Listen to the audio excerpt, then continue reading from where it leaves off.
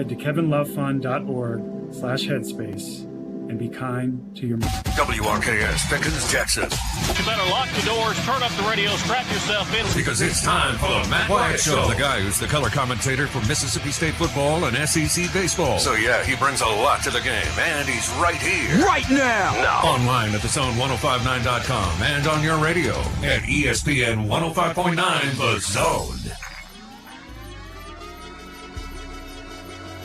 All right, here we go. It's Thursday live in the studio. We got the cameras rolling today. Y'all can see me if you want to. I don't know that I would necessarily advise that. Just listen and look away. I don't like being seen, but it's part of the business these days. And doggone, I'm talking about queued up. He probably scheduled this text to make sure that it came in here right at the beginning of the show. We already got trash talk going on. I mean, it's like he waited. Ghost Pepper on the Country Pleasing text line waited, could not wait for the intro of this show to begin at the top of the hour, where if you're listening live in the middle of the day, 12 and then 00, that's exactly when his text came in with a screenshot of the National League East standings at the moment. And he said, National League East standings brought to you by, and then by Ghost Pepper. He sent a little emoji of a ghost and a pepper. And a bunch of dots, and it says seller update. Braves still, you know what? Stinking. I'll edit it for you, Ghost Pepper. Stinking it up. Yeah, okay, welcome to the show. Braves are in last place. Well, guess what? It's April the 15th. The season's been going on for 2 weeks. It's a long, long run, buddy. A long run from here. And the team in the division with the most wins right now, the Phillies with 6. And I know they're not in first place. We're going percentages, which shows you how stupid the early standings are. Okay, the Phillies have 6 wins. Well, the Braves have 4. Okay, look, long way to go, Ghost Pepper. I'm not going to forget it if they come back. And Gator Nation, he followed it up. I didn't even know that's how y'all wanted to start today. I had no idea that's what you wanted to talk about. The very next text that we got, as soon as the show starts, boom, it's from Gator Nation. Matt, what in the is wrong with your Braves? He says, you're losing again now. I knew my Cubs would stink since they cut payroll. If they trade Brian, I'm done. But I expected more from the Braves. And would you please stop wearing those ugly throwback jerseys? I think the throwbacks the Braves are wearing are great. The problem is I don't get to watch them as much as I used to because of all the goofy blackout rules at MLB.TV and all that kind of stuff, okay? So, yeah, look, all right, it's April the 15th, season going on for 2 weeks. They are currently at the bottom of the division. I mean, is anybody really freaking out just yet? If you are, you shouldn't be. Is that me just putting a positive spin on it? Is that all it is? They're going to be there in the end. That's exactly right. All right, welcome in. It's not usually in this Major League Baseball show, but it might be today. All these people are up in my face. Your Braves stink. Well, it's a long way to go. That's all I got to say about that. Welcome in. I'm Matt in the Bureau, the Farm Bureau Studio, Farm Bureau Insurance. Go! With the home team. And you can text me on the Country Pleasing text line. It's 885-ESPN. 601 number 885-ESPN. Or call me on the Davini phone, 995-1059, 601 995-1059. Let's see what we got over here in the live stream. Danny, the first up on Facebook, says, Hail State from Ringgold, Georgia. Hail State to you, Danny. Thanks for listening every day. Coffee Norman said, sip to you. Man, just say, hey, speaking of, now's a good time. Since you brought it up, Coffee Norman, you big time coffee drinker. Let me do that. I hadn't poured any yet. I got some hot coffee here in the thermos from High Point Roasters in New Albany, Mississippi. HighPointRoasters.com. Oh, yeah, it's hot.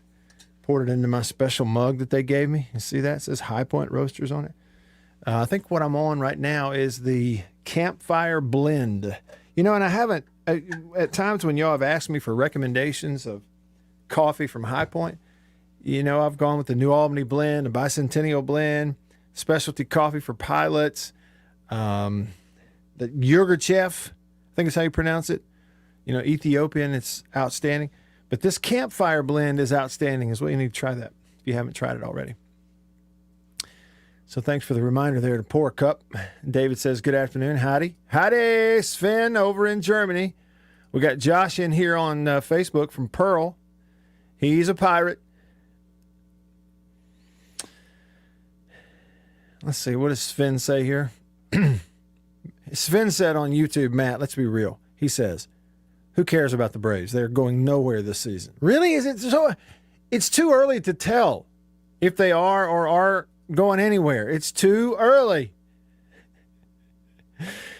Now, it's Egg Bowl of Baseball. Wait a minute. Yeah, the Egg Bowl of Baseball week. We're getting some hottie toddies in here. What's up, Greg on Facebook says hottie toddy from Rebel Greg. Thanks for tuning in. Hope all of y'all are doing well and being a part of the show. Lots of ways for you to do it. Drop a comment there on the live stream. Just type it in and hit send or whatever comment or, whatever it is. Send, and I'll see it all in one place. Country Pleasing text line. Keep those texts coming in. Pig fan said, Braves will be there in the end, Matt. That's kind of how I feel also. They'll get it together. We say be there in the end. They don't appear to have the pitching, but it's early. Bulldog 44 says, it's just the haters taking shots at our Braves while they can because they've all spent most of the last 30 years staring up at us in the standings. So, Bulldog 44, what you're saying is there's some historical context in the trash talk that is getting thrown our way this early in the season. And I mean, again, look at the numbers, okay? So the Mets technically lead the division in terms of winning percentage. They are 5-3, but the Phillies are 6-6. I mean, come on now. Marlins are 5-6, Nats are 3-6, and Braves are 4-8. I mean, the Nats have a better winning percentage? Slightly? Because they're 3-6? It's early. Laugh while you can, Pepper. Laugh while you can. All right, what's going to happen this weekend in baseball? So if you tune in the live stream and you saw the title, if you build it, they will come. Did you see the tweet earlier this morning from Rick Cleveland? I retweeted that. Rick Cleveland, Rick _Cleveland on Twitter. Rick said, update on StubHub. Ole Miss and state baseball seats are going for upwards of $400. Southern Miss La Tech, which is a huge series, and it's in Ruston this weekend, I think. Tickets going for $60. College baseball teams still get 11.7 scholarships. and Rick and I are like-minded in how silly that is, to be quite honest with you. But we got a 3-hour show. You'd need about a 10-hour show to really explain all the details as to why it's that way. Because it is a messed up thing. No question about it. But there are all these different factors and reasons historically that have gone into moving baseball down into that realm where they're getting so few scholarships as compared to the roster size, and they get so few coaches. They have fewer coaches allowable in college baseball than any other sport by far, especially compared to roster size. And they have a cap. Other sports don't have a cap. That goes back to some weird knee-jerk reshuffling on the academic side by the NCAA back when they introduced the APR to try to get baseball to get in line with some of these other sports. Well, baseball had more people leaving early. Why? Because they got drafted early and all this stuff. So anyway, you didn't intend to get me on that deal, but so the point is, though, that seats are heavily sought after for games this weekend. Now, yesterday, there was a tweet from the Straight Up Mississippi State Athletics Twitter account. So on Twitter, that is at Hail State, just at Hail State. And it gave you 2 links, okay? This is baseball driven because the football spring game is free. You don't have to have a ticket. You don't have to buy a ticket to go attend the football spring game. They open the gates at Davis Wade at 9:30 on Saturday morning. I think spring game starts around 11. We're going to do a radio broadcast for it. Anyway, that's free. Football's free. But baseball this weekend, which starts tomorrow night, Ole Miss in town for 3-game series, big series. Super Bulldog weekend, that whole thing. They sent out 2 links on Twitter last night at Hail State for ticket information. One is for general admission standing room only, and then another is for student tickets. There's 2 different links there. All right, you click on it, you go over to look at it, and what it tells you is you got game 1, game 2, game 3.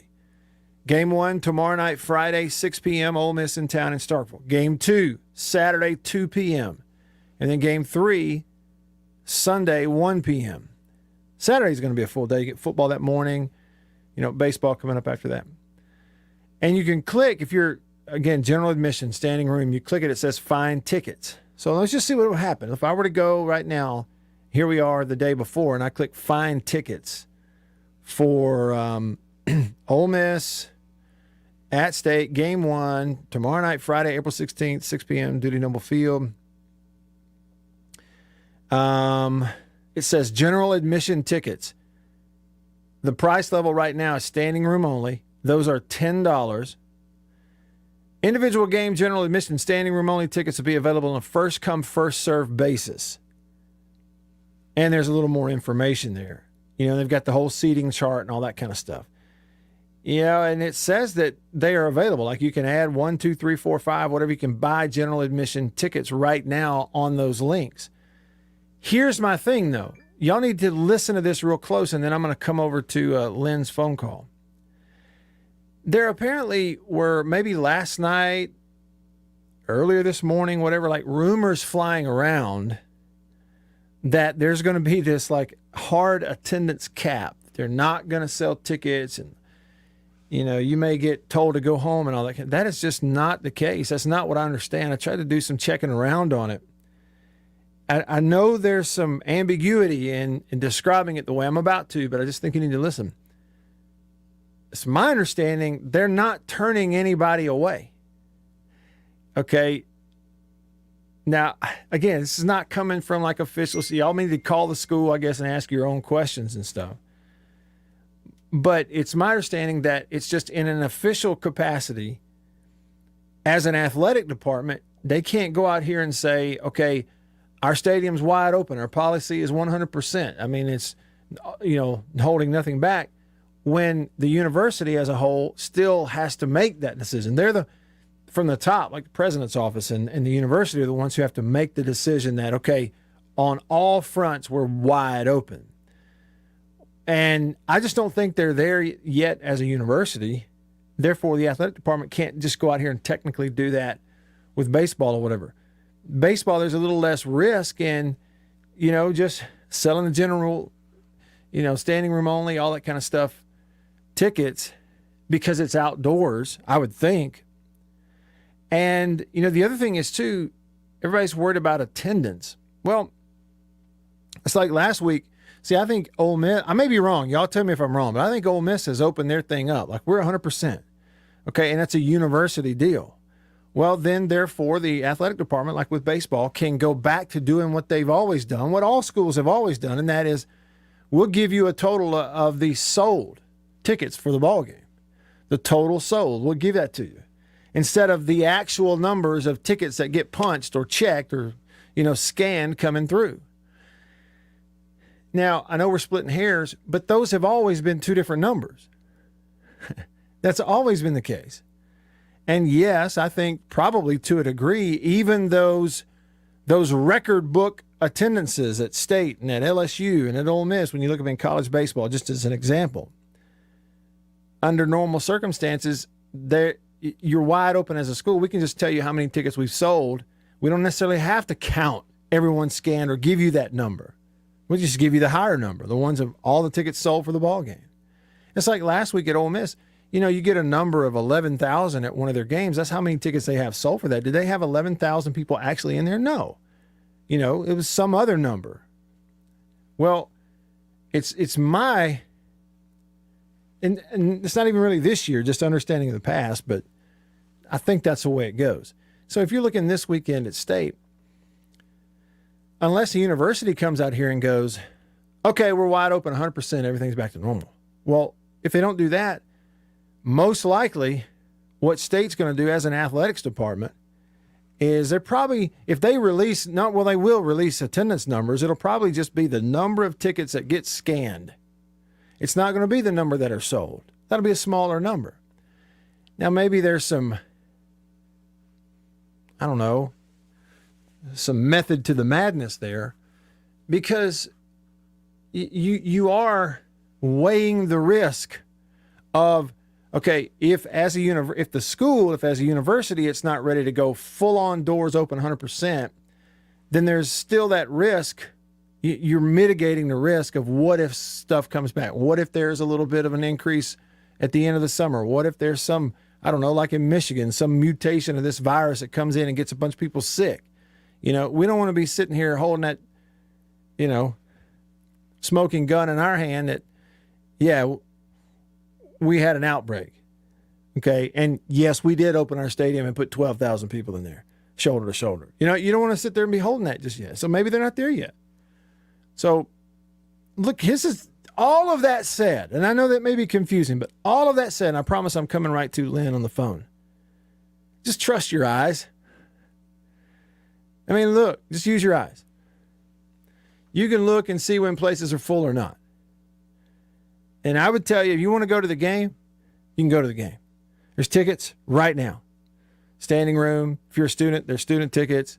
You want to go. Are you going to get up there and they're like, we're full, sorry. Moose out front should have told you. Nope. You'll get in the game. All right, Lynn on the Davini Equipment phone line. Thanks for calling, Lynn. What's up? Okay, so you're telling me that the school is still selling general admission tickets? That's what I'm telling you, and it's online because they sent out a link yesterday, and I just clicked on it. I'll do it one more time.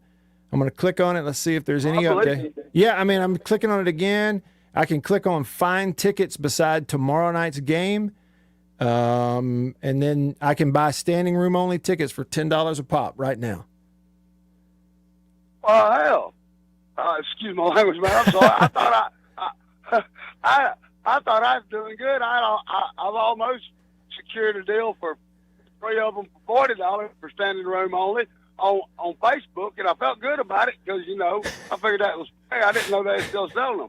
I might have to go check that and crawfish on this $40. Well, check it out and see. And I'm not, Lynn. Okay, let me just tell you, I'm not the most experienced at doing this.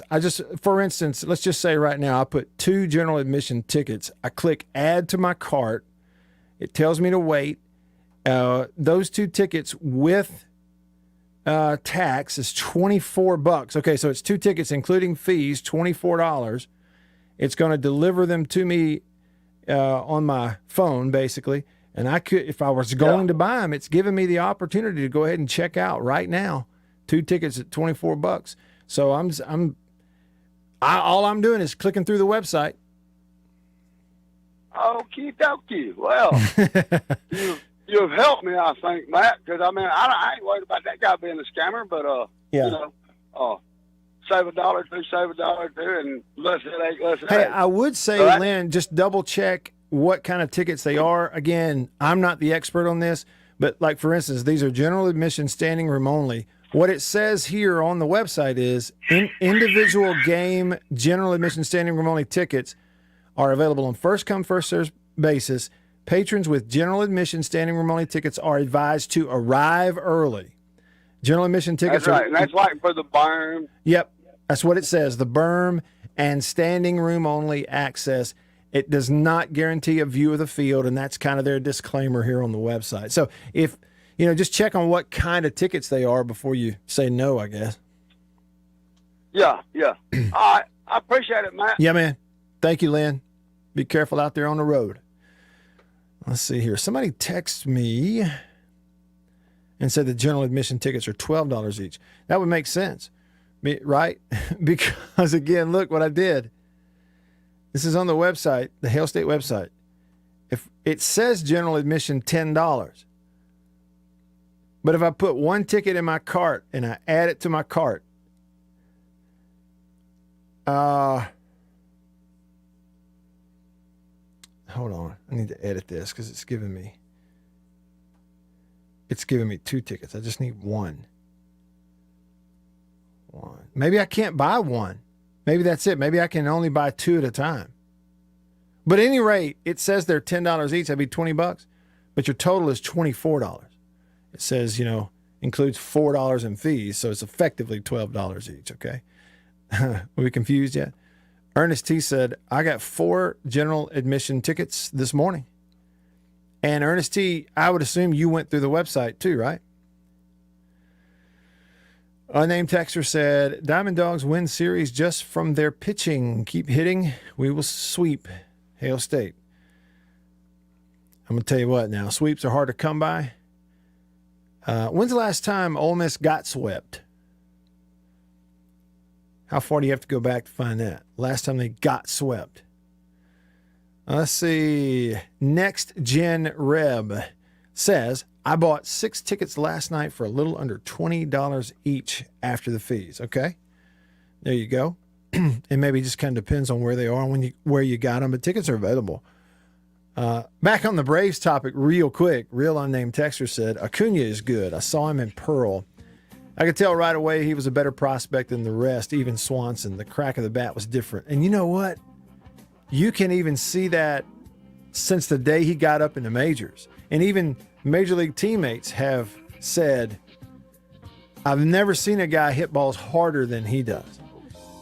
Bat speed and exploding through the baseball, like he's second to none now. He's a light show. But at any rate, look, they're not doing something squirrely. They're not turning people away. They just maybe as a university at State haven't quite opened everything up 100%. Well, if the university hasn't, then the athletics department can't. Okay? I'm sure the athletics department would love to go, we're wide open 100%. Bring 15,000. Come on in. They're not there yet. It is what it is. Hour 1. Rolling along. Stick around. When it's more than just your lawn, it deserves to... After these messages, we'll be right back. For double enjoyment, reach for Beech Nut Peppermint Gum. It sparkles your smile, your breath, your whole sense of enjoyment. Beech Nut Peppermint in the familiar yellow pack. Jeans do come true. Blue Delta Jeans makes the best fitting, most comfortable jeans in the world. Let's dive in and see what we have here. Do what I did. Visit BlueDeltaJeans.com. Find your fit. Just for my listeners, enter discount code Matt Wyatt. Just answer the questions. BlueDeltaJeans.com. Answer the questions. Use this code. Use the code. You're going to get a discount. They are the most comfortable jeans I've ever worn.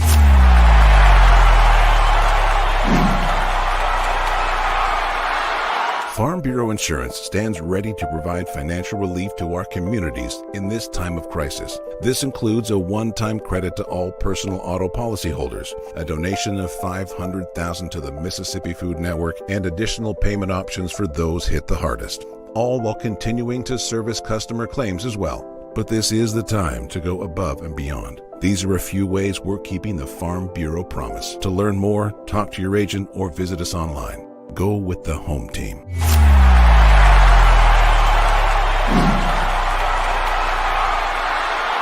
Hey, y'all, let me tell you a little bit about C Spire. New stuff in 2021, including 5G coverage. If you go to their website right now, cspire.com, you're going to see their no bull, which, by the way, I love the Super Bowl ad with the slow motion bull. You're going to see that on the website. But look, they're right. There's been a lot of bull over the years in your wireless bill, depending on if, who you were with. And my experience with C Spire is just like they say, there's no bull. I know what it's going to cost me each month. I know what my coverage is the number one coverage in Mississippi, period, the number one network. And they've got 5G phones that are 5G ready. Now, I have the new iPhone 12 Pro Max, got it at C Spire, went and did curbside at my local C Spire location and did the exchange where I traded in my old one, got the new one, and it's 5G capable. And we've got 5G coverage in parts of Mississippi, and it's just growing by the day. So you really ought to check that out, okay? And in terms of the new phones, you got deals going on those as well. Find those out at cspire.com. C Spire, customer inspired. After these messages, we'll be right back. Every farmer understands their farm can't thrive without some good partners like sun, soil, and rain. And farmers in North Mississippi also rely on another important partner, Mississippi Land Bank, because land and farm financing are Mississippi Land Bank's primary focus. We've grown alongside these farmers' crops for more than 100 years. We understand what a farmer needs, and we know the lay of the land in North Mississippi, and that's where I stand. A lot of people in the equipment world, things kind of go in trends, I guess, if you want to say it. So kind of the first big thing that we look at when we start evaluating our business is going to be our turf equipment. That's kind of the first big push, because once the water dries up and the grass starts growing, this is what everybody's looking to get. We carry the new Wright stand-up mower. Doesn't look like much, but this thing is, and it costs just as much as zero turn. Not a cheap unit at all. I mean, if you go out there and look at that zero turn, this thing right here, I mean, it's got all your components from your big pumps to your commercial engine to your large steel deck. And these guys were the first ones to make the standard mower. Better buy Bird's Eye. Better buy Bird's Eye. Yes, always look for this Bird's Eye Bird, your guarantee of top quality frozen food. And your big Bird's Eye buy this week is Bird's Eye Orange Juice. Easy, you can serve it in a minute. Thrifty, it will save you money. Okay, but he's right here, right now. Online at 1059.com and on your radio at ESPN 105.9, The Zone.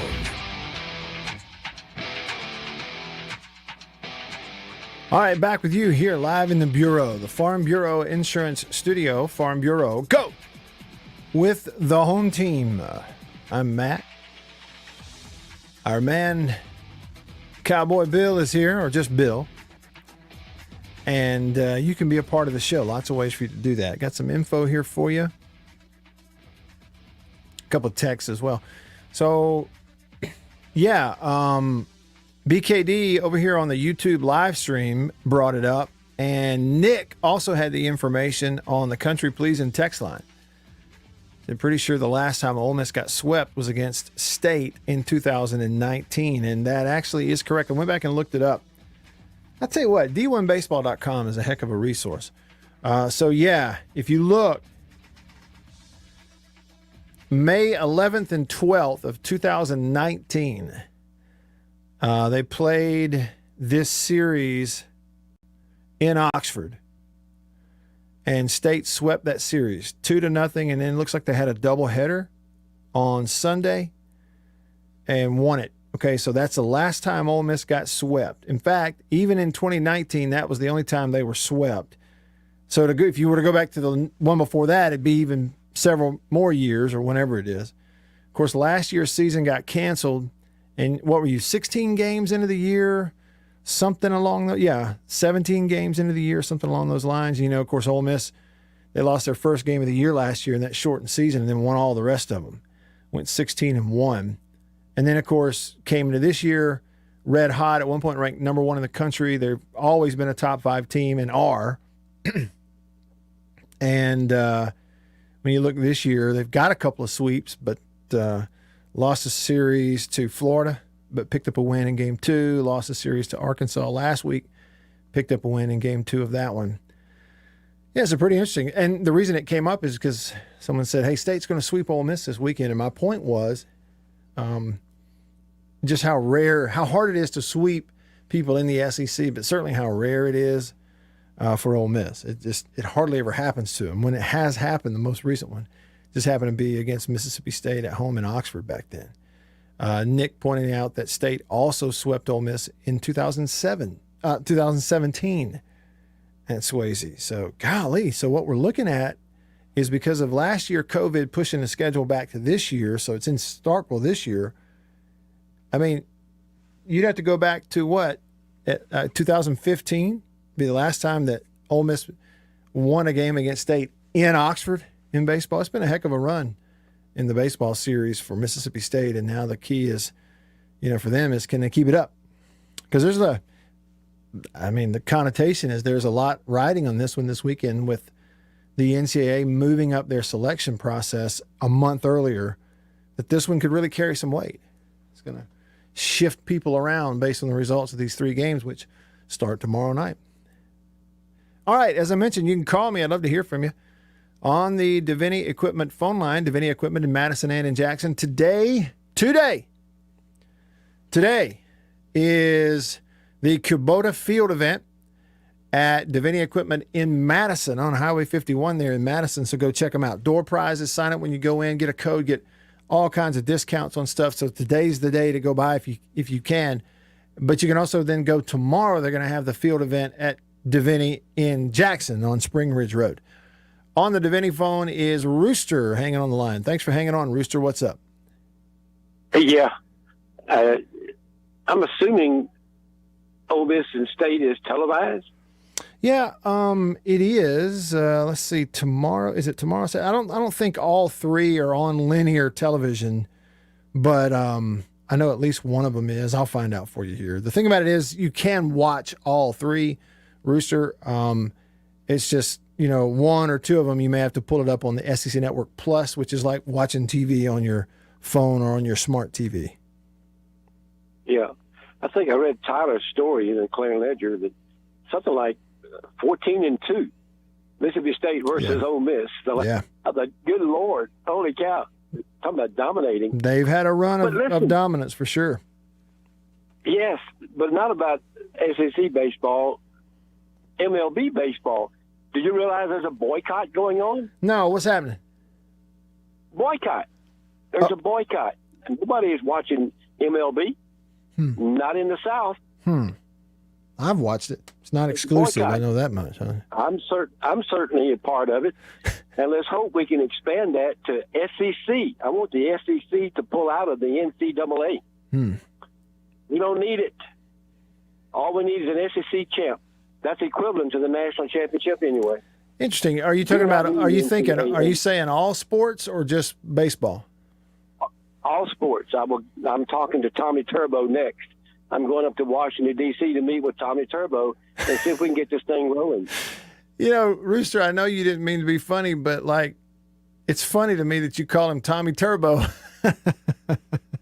I've known him for 50 years. He's a pretty good golfer. I don't want to play golf with him. Hey, let me tell you something, man. Any football coach that is a really good golfer wasn't coaching as much as he should have been. I'm just going to say it like that. He's playing a little bit too much golf. Well, he's a great athlete. He didn't need to practice. Oh, okay. I got you. He's naturally got a good short game. But, I'm hoping we can get this NCAA boycott started because somebody needs to straighten those dudes out. And hey, he may, Tommy Tuberville may be like I was in golf. My buddies used to all pick on me. And they said, hey, the reason you hit the ball so well is because your ears are so big, it holds your head level during your swing. So Tuberville may be the same way.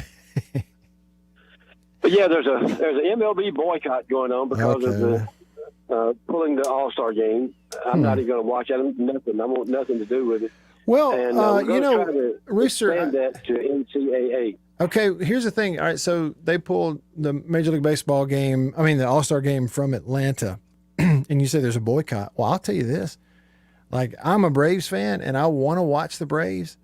And because of the dispute with these different TV carriers and the regional networks, I'm having the hardest time watching Braves games because I'm not going to go out here and subscribe to, whatever it is, service. They got, one streaming service and one TV service you have to subscribe to in order to get the regional networks.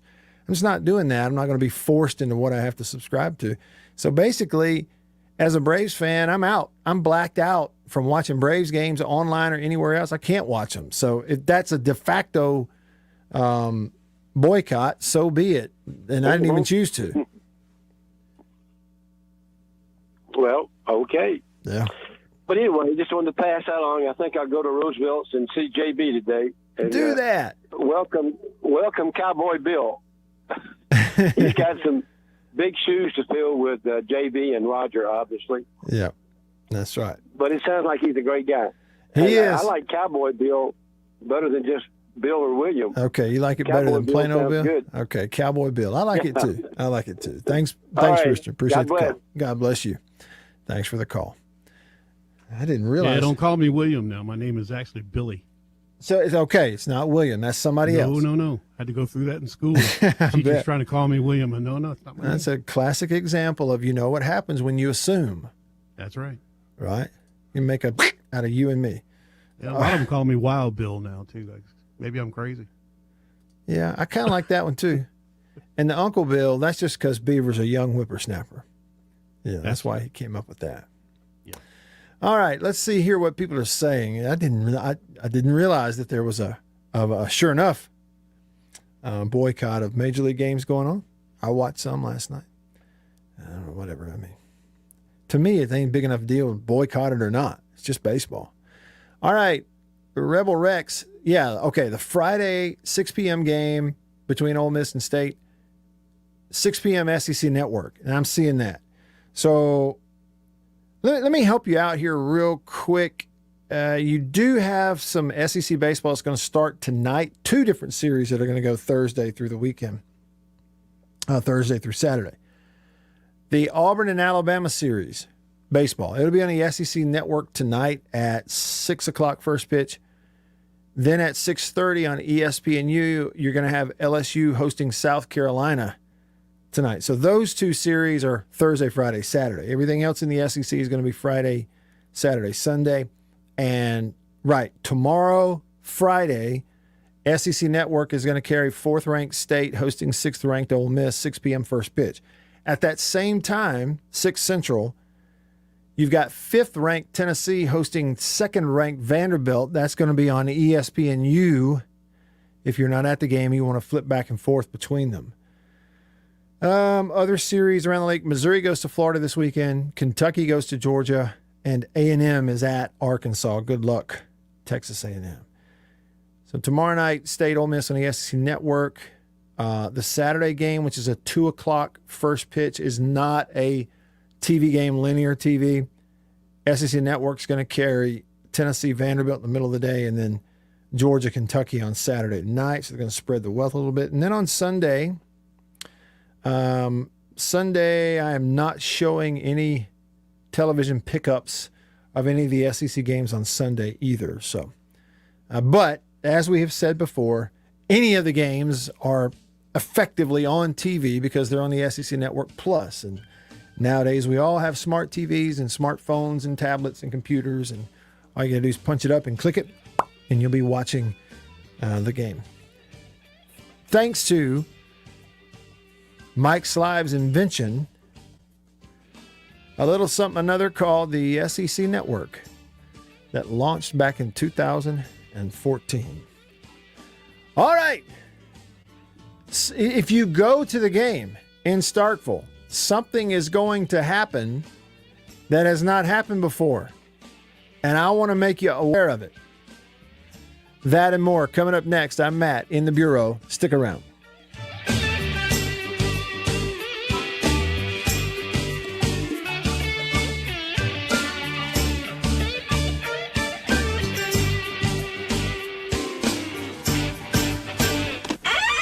After these messages, we'll be right back.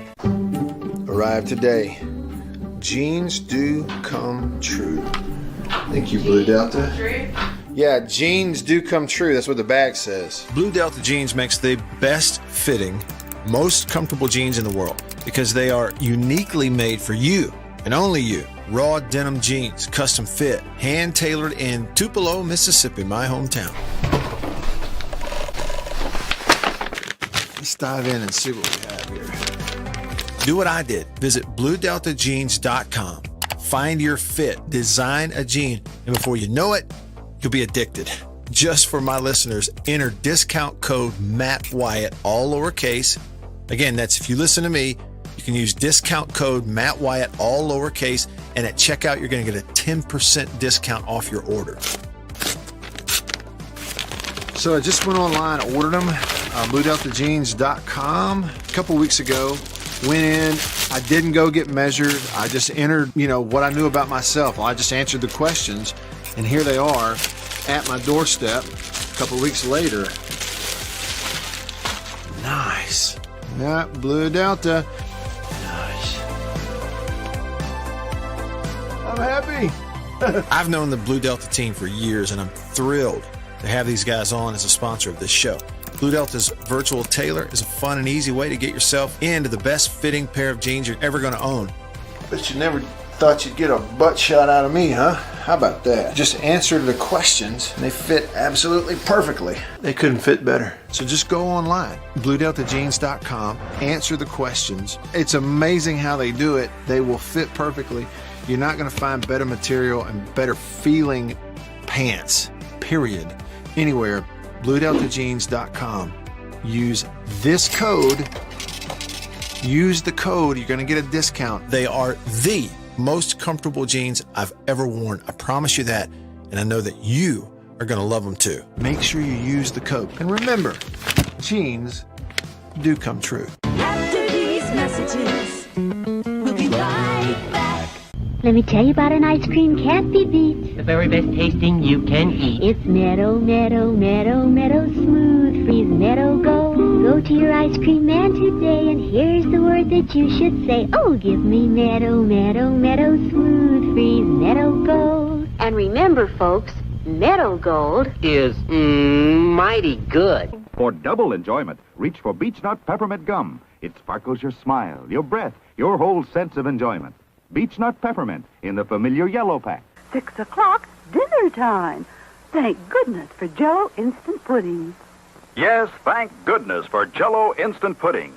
The terrific busy day dessert you can make at the very last minute. See how quick and easy. Just add it to cold milk and beat it up. That's all. By the time you're ready to eat it, it's all ready for you. Jell-O Instant Pudding, made by the famous Jell-O folks. So creamy, so nourishing, so delicious. No other instant pudding is quite the same. Stock your shelves with all 7 flavors. The good busy day dessert. Jell-O Instant Pudding.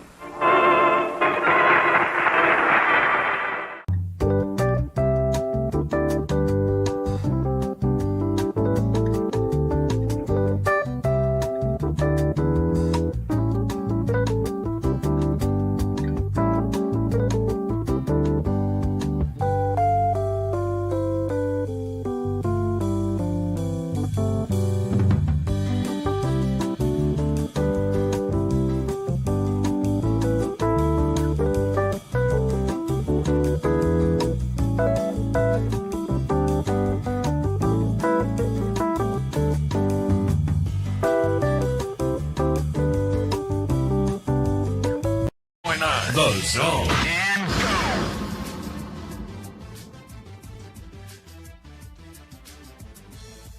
A little traffic information for you. If you are listening live right now, middle of the day in the Jackson area, somebody texted us and said I-55 North and Waterworks Curve is a parking lot. Stay away. Where is that? Bill, you know where Waterworks Curve is? Yeah, it's right there downtown. It's right where the water plant is that they, try to keep all the water clean. Uh-huh. That big curve you take right there just before you get to LaFleur's Bluff. Oh, really? Okay. Yeah, they say it's north or southbound. It said north. Northbound? Oh, boy. Yeah, so it's I guess. Back things up back to Pearl, probably. Well, and all right. the way over to Vicksburg. Well, because, Waterworks Curve, I'm just trying to think, if it's north, there's actually 2 big curves back to back, one way and one the other, right? Yes, sort of, yeah. There's a big curve right there, though, where they have all the problems right there by the water plant. And, doggone. Yeah, it's just before Woodrow Wilson and all that before you get off there. So yeah, okay. Heavily trafficked area there. All right, so if y'all are in that area, if you're listening and you're headed that way, you might have a little heads up right there. Maybe you don't run into somebody and can avoid that and help alleviate the problem instead of make it worse. Appreciate whoever you are. Unnamed texter, thanks for the heads up. Mansplain, he's a regular. He says just south of, okay. He said it's always that way, and it's just south of Lakeland Drive, St. Dominic's. Okay, so right there, down there in that area, no, right where it is. Lots of traffic there. Apparently, just hope nobody gets rear-ended, get hit, The last thing we need is a pile. Slow down out there. Yeah, slow down. Don't look at your phone. And keep it tuned right here for traffic updates. I used to be the morning traffic guy on Channel 16. What did you do? Did you do every hour on the hour? I would do 3 times in the morning during the news show in the morning. Okay. So I used to do traffic here at the radio stations too. So when you were doing traffic updates at the radio station back then, Bill, like what time frame are we talking about? What year? Well, just till right before the pandemic, I was doing traffic here but I did traffic on Channel 16 for probably 5 or 6 years. Really? Yeah. How did you get your information? MDOT calls. Called all the police departments around the area, that type of thing. Lots of MDOT stuff. Of course, with the cameras with MDOT, when that came into existence, it made it a whole lot easier. I would think, yeah. And of course, I used to work a long time ago when I worked at another radio station here in town. We had a helicopter. It was the one they have now for Channel 3 that was also our helicopter. Chopper Bob used to do the reports for us in the morning. You know what I remember as a kid growing up in North Alabama? One of the news stations over in Huntsville, because, we're in Northwest Alabama, but even in that Shoals area back then, I'm talking 80s, 90s, Bill, even back then you're in Northwest Alabama in the Shoals area, but your quote unquote local news came from way east of there, Huntsville. There was no local TV stations like in Florence or those areas. Right. You either got Tupelo or Huntsville. That's it. And we didn't, growing up, I don't remember getting Tupelo in Russellville where we were. Mm-hmm. Yeah, I lived in Columbus for a while, so. Yeah. We used to get a lot of Tupelo stations. Get a lot of Tupelo. Yeah. Up there in Russellville, which is about 15 miles south of like Muscle Shoals in that area, we'd get Huntsville. And I remember what a big deal it was. Friday night football games, there was a big game. And one of those stations had a helicopter. And they'd fly in there and drop their cameraman off. And he'd get some highlights of the game and hop back in the helicopter and fly off. And so you knew your team was going to potentially be on the scoreboard show, And what a big deal that was. Now they have drones. I mean, well, and now, look, as far as get this. Not that this is amazing. Everybody gets it. It just shows you how fast all this stuff moves along. Bill, I graduated in 2000, lived out of the country for a year, and then came back in 2001. And my first job was at WTVA in Tupelo that you mentioned, the local NBC affiliate in Tupelo. It's television, right? Local news, weather, and sports. And so we went out on Friday nights and we covered high school football in our area. And it was this mad dash of, sending out 5 trucks with 5 cameras.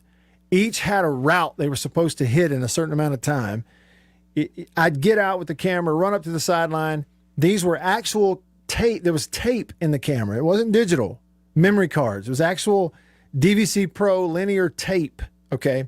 You'd put it in the camera. I'd jump out on the sideline at like Amory versus somebody, film, 5-10 minutes. You get 4 plays that you think you can use. You run, get back in the truck, and then head up the road and drive to Itawamba. And then everybody would come like mad dash, rolling back into the TV station in Tupelo, jump into an edit bay, take those tapes and start clipping out some highlights and write down the shot sheet, run it upstairs. Here's the highlights for this game. And they would line them up in order so that the guy who's anchoring the show would know what game's coming next. And he'd read out those highlights on the Friday night show. Right. And that was just 20 years ago. Okay, so that was 2001. But still, less than 20 years ago, you were still doing that. Well, now, what is it? If they even do local sports, Bill, I think I may be wrong about this, but I think WTVA television in Tupelo is no longer doing local sports. I didn't know about that. I may be wrong, but I don't think they are.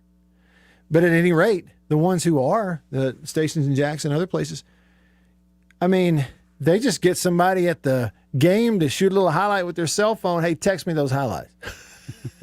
Or you can actually do the editing in the trucks now. Yeah.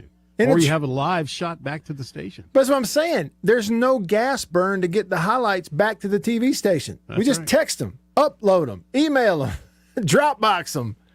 It's fantastic.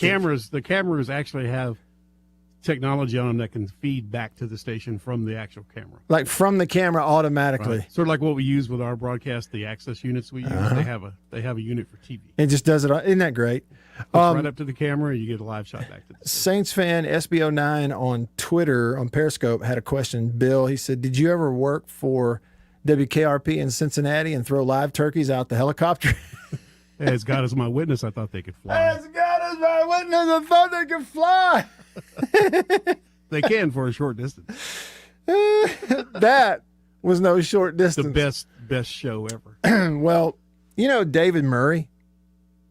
David, no. All right, so David works for Gene's Page, 24/7 Sports. He's been writing for Gene's Page forever. It's so interesting because that's his favorite TV show clip of all time. Mm-hmm. And we call him Uncle Dave because he's the oldest guy in the press box, you know. Well, and he'll bring that. He loves that clip. And the anniversary of it, every year he remembers it. As God is my witness, I could have sworn they could fly.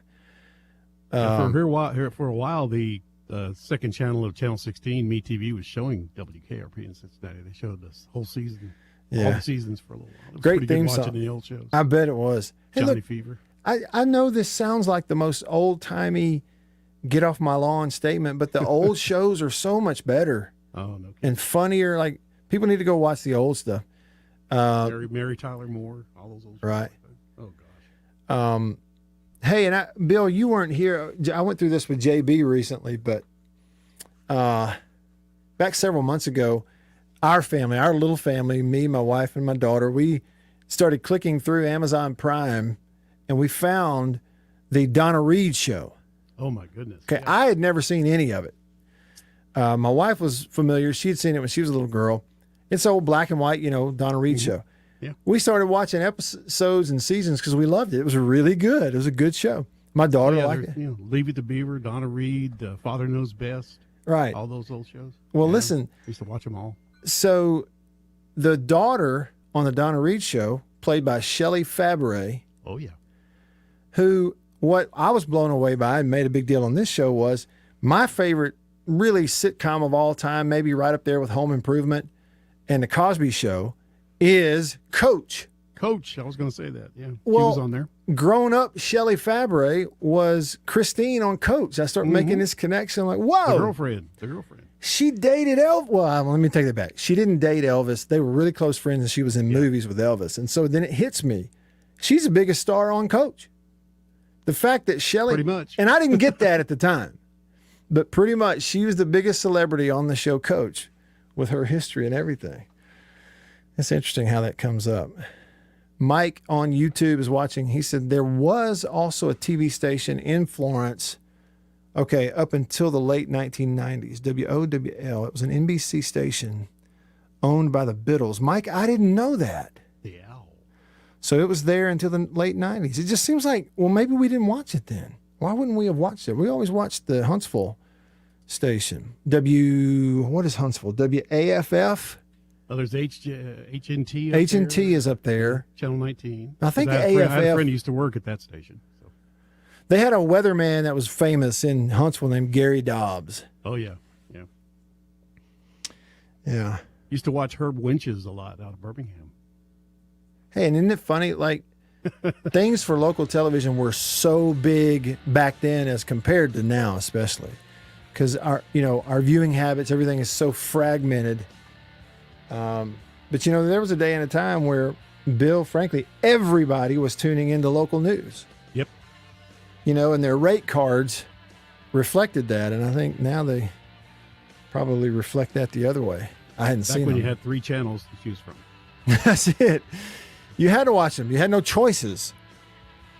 Therefore, there were fewer people on TV. Therefore, the people on TV were better. Therefore, the shows were better, a.k.a. WKRP. In Cincinnati. The Flim Building. That's it. All right, that's hour 1. Stay tuned. Now we'll start hour 2 off talking a little baseball with Scott Foxhall, pitching coach, Mississippi State. Stay with us.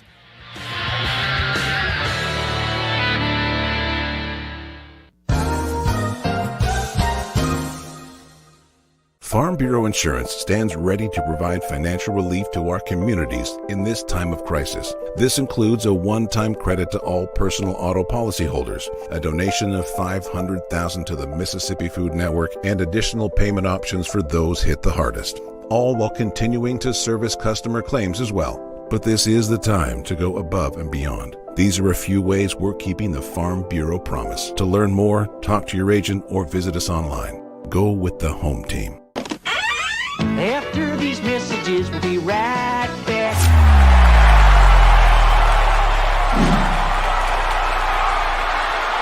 We are about to have a fire and cook some sausage. A country pleasing sausage is outstanding whether you cook it over a fire or in the house. Cook some of this right here. It's green onion flavor. You see that? But this right here is my favorite, the maple flavor. And this is great for breakfast. It's awesome cooking it in the house because it makes the whole house smell good. Oh yeah. Let's eat country pleasing sausage, the best, hands down. If you go to countrypleasing.com, you can actually order this and deliver it to your house. Country pleasing sausage, hands down, the best. Trust me. Davini Equipment, Spring Ridge Road in Jackson, Highway 51 in Madison. Hey y'all, let me tell you a little bit about C Spire. New stuff in 2021, including 5G coverage. If you go to their website right now, cspire.com, you're going to see their no bull, which, by the way, I love the Super Bowl ad with the slow motion bull. You're going to see that on the website. But look, they're right. There's been a lot of bull over the years in your wireless bill, depending on if you know who you were with. And my experience with C Spire is just like they say, there's no bull. I know what it's going to cost me each month. I know what my coverage is the number one coverage in Mississippi, period, the number one network. And they've got 5G phones that are 5G ready. Now, I have the new iPhone 12 Pro Max, got it at C Spire, went and did curbside at my local C Spire location and did the exchange where I traded in my old one, got the new one, and it's 5G capable. And we've got 5G coverage in parts of Mississippi, and it's just growing by the day. So you really ought to check that out, okay? And in terms of the new phones, you got deals going on those as well. Find those out at cspire.com. C Spire, customer inspired. After these messages, we'll be right back. Jeans do come true. Blue Delta Jeans makes the best fitting, most comfortable jeans in the world because they are uniquely made for you and only you. Let's dive in and see what we have here. Do what I did. Visit BlueDeltaJeans.com. Find your fit, design a jean, and before you know it, you'll be addicted. Just for my listeners, enter discount code Matt Wyatt, all lowercase, BlueDeltaJeans.com. I just entered, what I knew about myself. I just answered the questions, and here they are. Nice. Yeah, Blue Delta. Just answered the questions, and they fit absolutely perfectly. They couldn't fit better. So just go online, BlueDeltaJeans.com, answer the questions, use this code. Use the code, you're going to get a discount. They are the most comfortable jeans I've ever worn, and I know that you are going to love them too.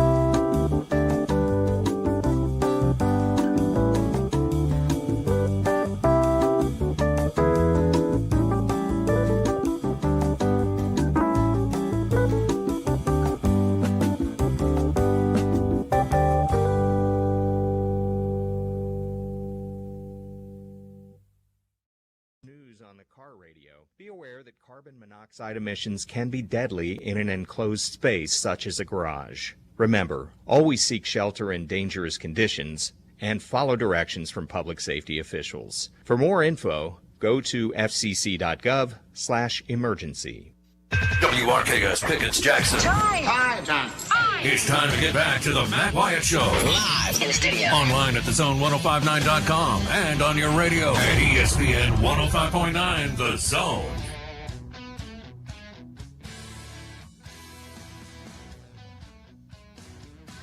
All right, here we go.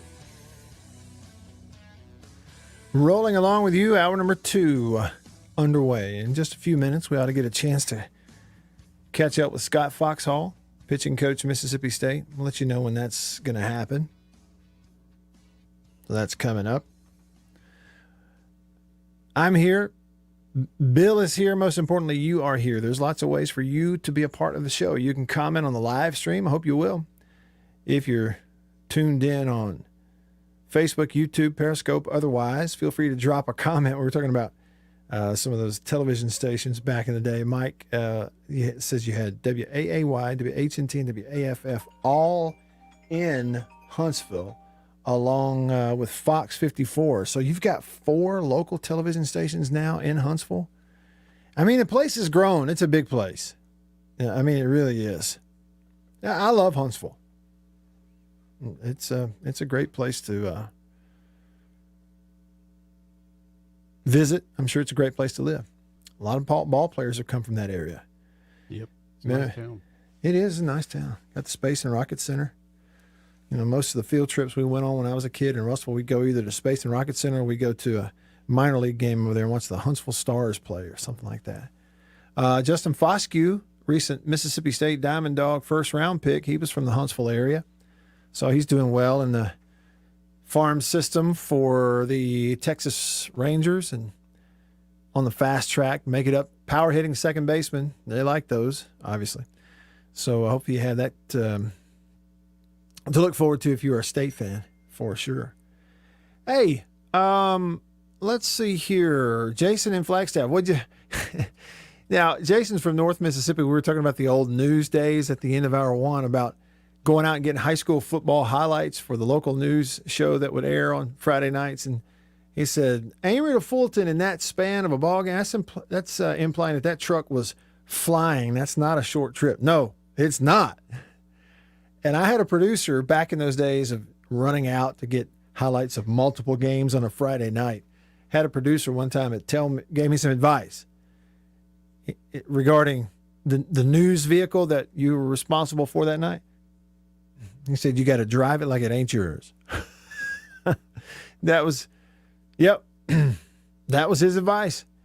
You got to drive it like it ain't yours. Hey, real quick, too, before we get into our conversation, I teased this a little bit ago and then forgot to give you the info.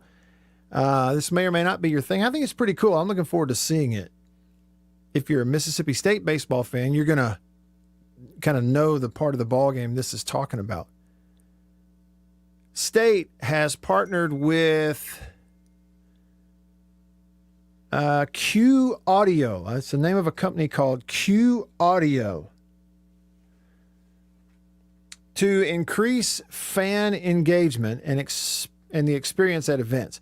Mississippi State Athletics has partnered with Q Audio and attorney Casey Lott to introduce a Q live-powered crowd-sourced light show for the remainder of this baseball season. Now, what does that mean? Hold on now. What does that mean? Listen up. Okay. A live-powered crowd-sourced light show. I probably have your attention, but this is going to get your curiosity up. During the middle of the 8th inning, at State games, middle of the 8th, what do? I got friends in low places, Garth Brooks. They play that every time, the middle of the 8th. Fans can participate in the light show by using their smartphones along with this Q technology, Q Live technology. Here's what it says on the release. to enhance the experience of Friends in Low Places by Garth Brooks. The app creates a synchronized pulse from the flashlights and LED screens of fans' phones. And it flashes the light on your phone to the beat of the song in unison. It says if you want to take part in the activity, you got to download the Hail State app from the App Store on their phone prior to the game. Once the lights go down, a PA announcement is made. You open up the app, click the menu icon, go to Bulldog Lights. All you got to have is Bluetooth or Wi-Fi on your phone, and next thing you know, your flashlight, along with everybody else in the stadium, is going to start flashing along with Garth Brooks, I Got Friends in Low Places. Like my dad says, I don't understand all I know about that, but I can't wait to see it. All right, so continuing the thoughts, let's talk a little baseball right now. Hail State side.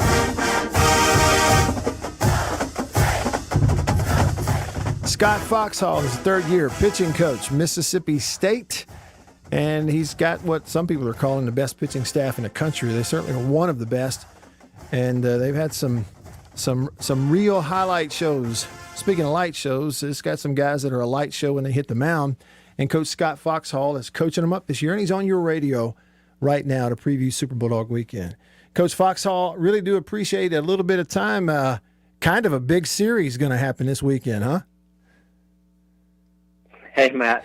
Great to be with you. Yeah, we're looking forward to it. There's a little bit of buzz in the air around here, so I think it's going to be a real neat weekend for baseball fans in general in our state, but in particular Bulldog fans and Rebel fans. I was trying to think of a way I could maybe get a chuckle out of you, and I think I maybe came up with the right question, and it's this. What is more difficult for you, Scott? Stretching out 11.7 scholarships over 27 guys, or getting 22 pitchers in a ball game in 1 week? Which is more difficult? Yeah, that did get a chuckle out of me. They're both pretty tough to do, Matt, and it's been a challenge this year trying to that we're being good stewards of our talent and getting the right guys in the ball game at the right time and baseball games for the Bulldogs, and then also doing right by our pitchers and their careers and developing them. So it's a little bit of a jigsaw puzzle, and hopefully we've done all right to this point, and we'll continue to try to manage it. What about Christian McLeod, the ace, the Friday night guy? What do you make of what he has done so far this year and where he is? Well, I think he's been who he is, and that is consistent. It's just that's what you want out of your Friday night guy. You want consistency.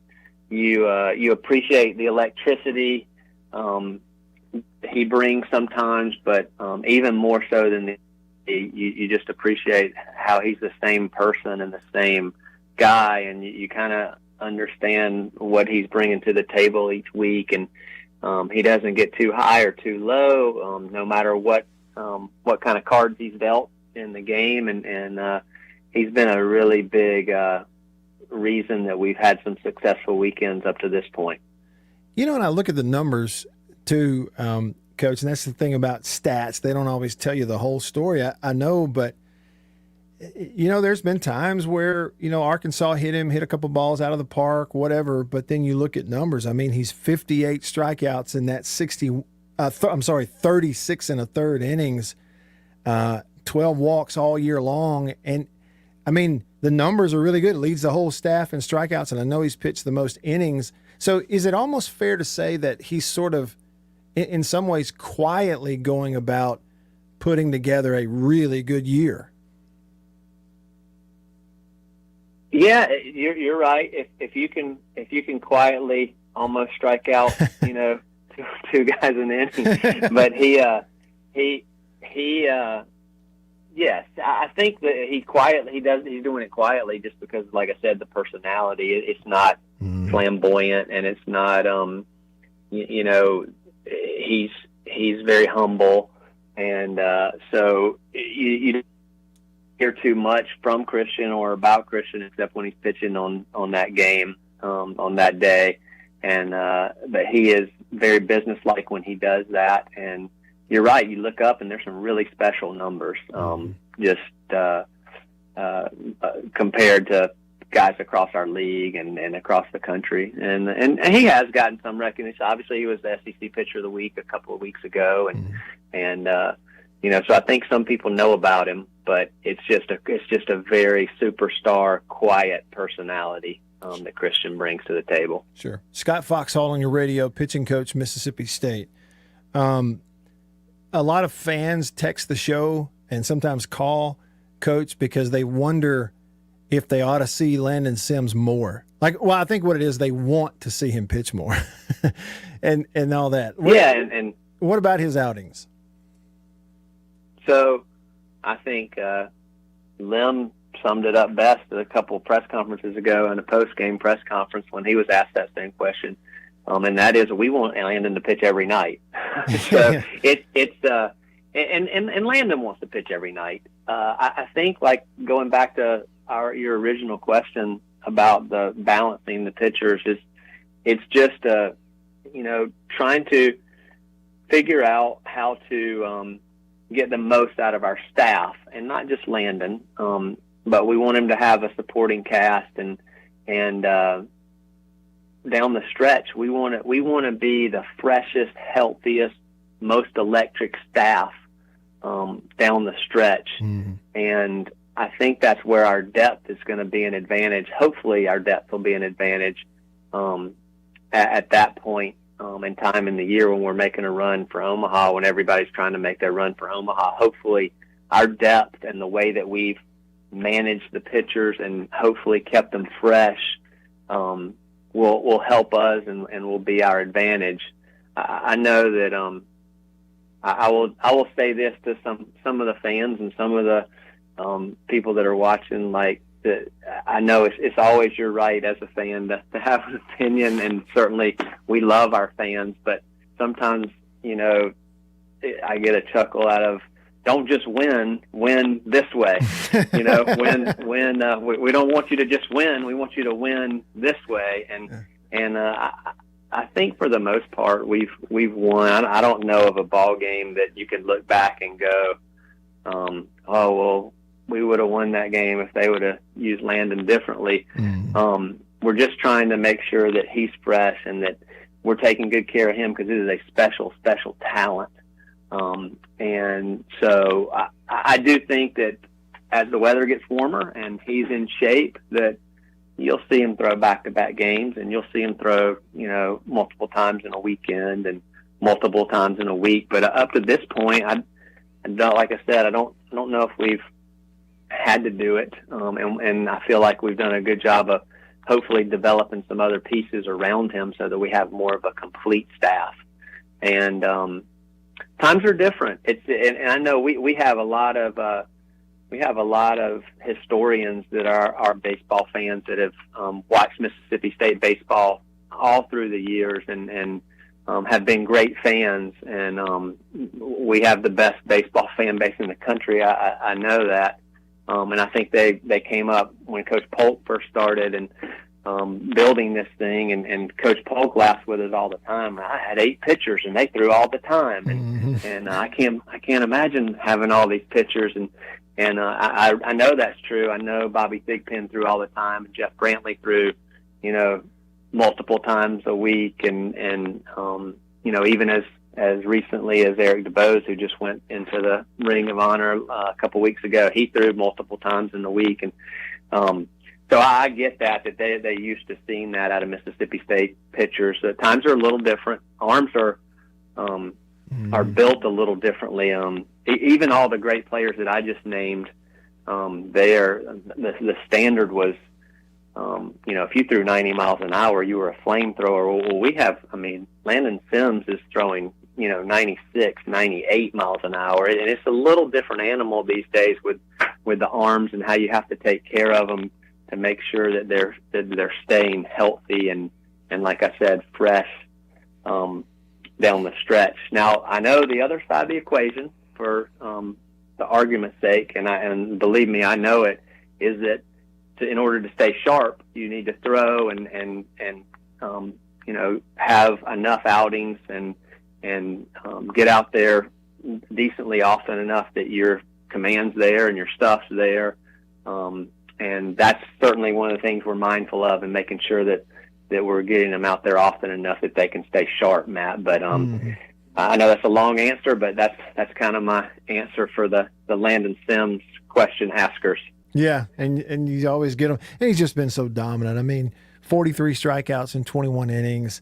Teams are batting 137 against him. But you know what that, too, again, you just glance across numbers, Scott, what jumps out at me is those phenomenal numbers for Landon, just almost unhittable.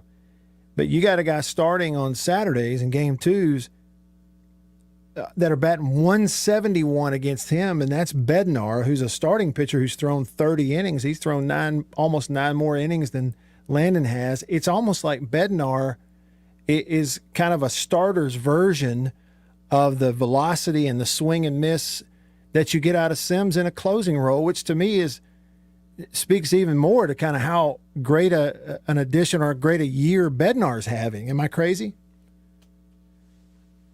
No, you're reading it the right way, Matt. He's a special talent as well, and man, he's a bulldog when he goes out there on Saturdays. It's such a luxury. That guy's the Friday night starter on maybe almost every other staff in the country. Maybe take away Vanderbilt, but he is a special talent to run out there on Saturday, and he's having a great year. And those are video game numbers as well. Just the you see power pitchers and a bunch of power pitchers on this staff, but in general, when you look at power pitchers, you expect the strikeouts, but to only have 4 walks in 30 innings, to go with those 48 strikeouts, that is, to me, that's the most impressive statistic that Will Bednar has. He's just been a strike throwing machine and makes the other team, they have to beat him. And that's what you want out of your starters. You don't want to beat yourself. You want the other team to have to beat you, and they're going to have to beat Will Bednar. Coach Foxhall, when you're going into a series like this, I assume that you're heavily involved in, you're scouting the opposing lineup, the hitters that are coming through. You're working with pitchers, to be prepared for who they're going to face. Is there also a part of your responsibility as a pitching coach? Do you look at and help to, I don't know, whether it's film or scouting report or whatever, on the other team's pitchers who your lineup is going to face? Do you work on that also during the week leading up to a series? No, I let Coach Gotro and Coach Cheeseborough tackle that most of the time. So there's some crossover, Matt, and it comes from when, for instance, when a couple weeks ago we're getting ready to play Kentucky, and I'm watching Kentucky's hitters, but they had just played Auburn the week before. So as I watch Kentucky's hitters, I'm seeing Auburn's pitchers. So I can buzz down the hall and say, hey, I saw this out of Auburn's lefty, or I saw this.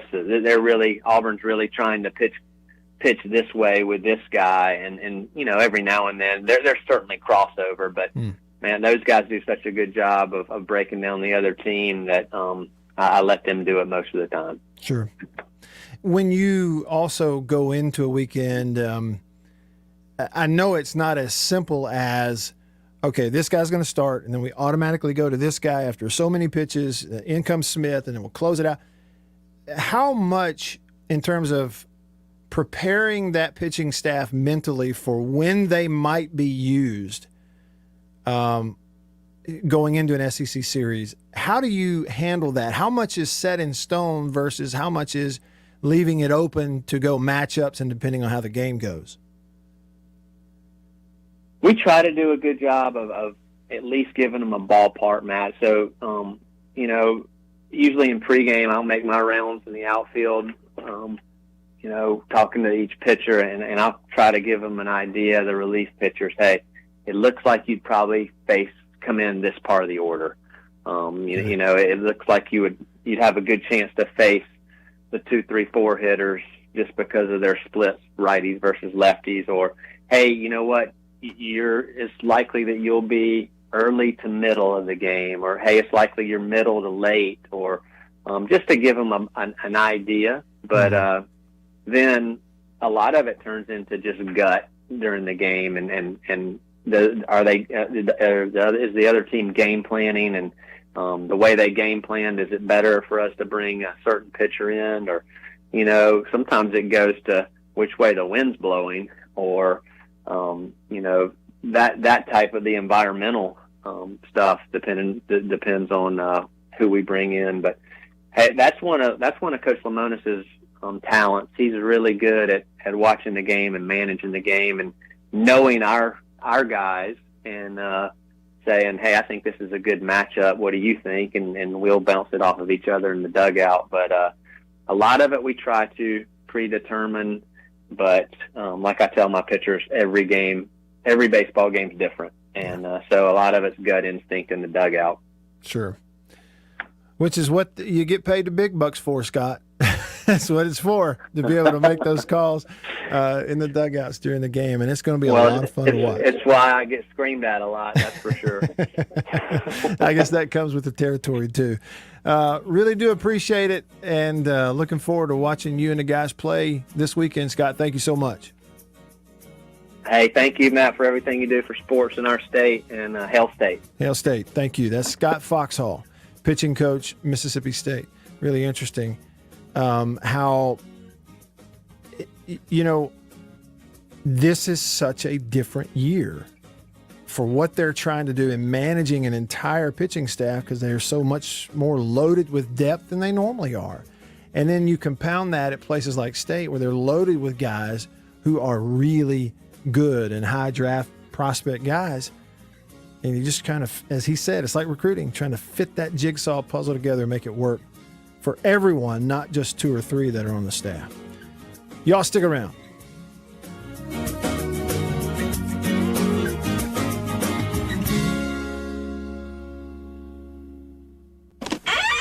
After these messages, we'll be right back. Better buy Birdseye. Better buy Birdseye. Yes, always look for this Birdseye Bird, your guarantee of top quality frozen food. And your big Birdseye buy this week is Birdseye Orange Juice. Easy, you can serve it in a minute. Thrifty, it will save you money. Orchard fresh and delicious. Better buy Birdseye. Better buy Birdseye. Now, if you know your oats and want to feel your oats and taste how good an oat cereal can be, well, you'll go for Cheerios. Great way to start the day with really great eating. That's Cheerios, one of the few foods made from oats. The tasty cereal grain everyone should have at breakfast. Crisp and golden as only a toasted oat cereal can be. And nourishing? Why, a Cheerios breakfast gives you the power protein that grown-ups need to help stay in trim and youngsters need to grow on. Toasted oat goodness, toasted oat flavor, a delicious power breakfast. That's Cheerios. Let me tell you about an ice cream can't be beat. The very best tasting you can eat. It's Meadow, Meadow, Meadow, Meadow Smooth Freeze Meadow Gold. Go to your ice cream man today, and here's the word that you should say. Oh, give me Meadow, Meadow, Meadow Smooth Freeze Meadow Gold. And remember, folks, Meadow Gold is mighty good. For double enjoyment, reach for Beech Nut Peppermint Gum. It sparkles your smile, your breath, your whole sense of enjoyment. Beech Nut Peppermint in the familiar yellow pack. 6 o'clock, dinner time. Thank goodness for Jell-O Instant Pudding. Yes, thank goodness for Jell-O Instant Pudding. The terrific busy day dessert you can make at the very last minute. See how quick and easy. Just add it to cold milk and beat it up. That's all. By the time you're ready to eat it, it's all ready for you. Jell-O Instant Pudding, made by the famous Jell-O folks. So creamy, so nourishing, so delicious. No other instant pudding is quite the same. Stock your shelves with all 7 flavors. The good busy day dessert. Jell-O Instant Pudding.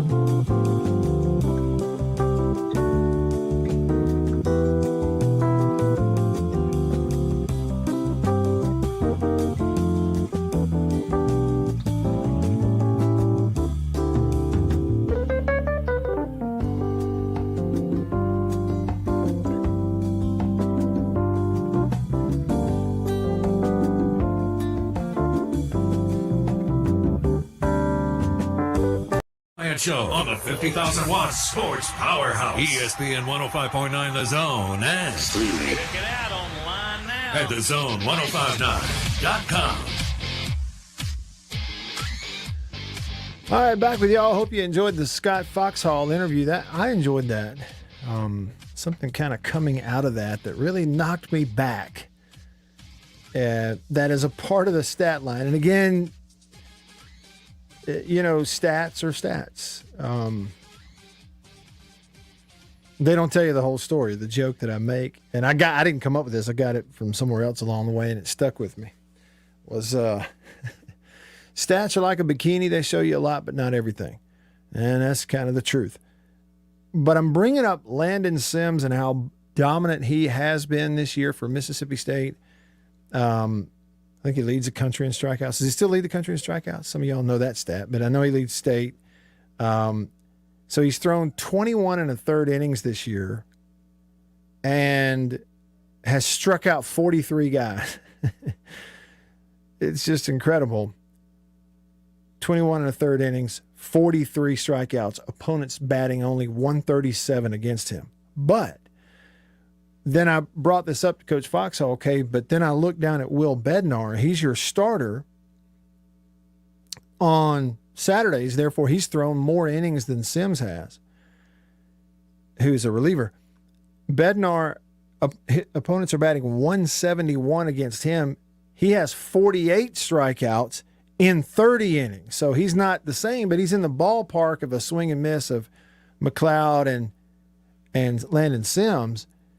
And then he points out, and you look in those 30 innings and 48 strikeouts, he's pumping the strike zone. He's only walked 4 guys all year long.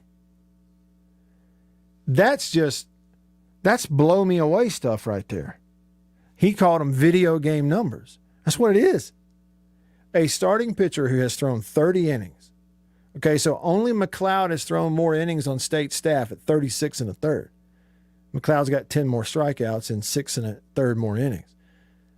But Bednar has only walked 4 guys in those 30 innings. To give you a comparison, Houston Harding has walked more guys in 5 fewer innings. Landon Sims, who's so dominant, they're batting 137, 43 strikeouts. He's walked more guys in 8 2/3 fewer innings of Bednar. Those 4 walks are equal to he's thrown 30 innings. Other pitchers with 4 walks have thrown 7 1/3, 9, 5. I mean, so he's going out there on Saturdays and just going pop, pop, pop, hitting the strike zone and getting outs. And they're batting 171 against him. I mean, you talk about stuff. It's pretty doggone incredible. That's what it is. I hope that I hope my man Jay in Baltimore was listening to that, because that's an interview that would be right up his number. I mean, right up his alley. Talking, deep diving on some pitching stuff and kind of procedural stuff with Scott Foxhall and balancing that pitching staff's work, number of innings and appearances and how you're going to do it. And this year anyway, some of it's sort of predetermined on when we may see you in the game to be prepared for, but then there's always that, there's always that ability to switch it around during the course of the ball game. Louvier on the Country Pleasing text line, Country Pleasing Sausage on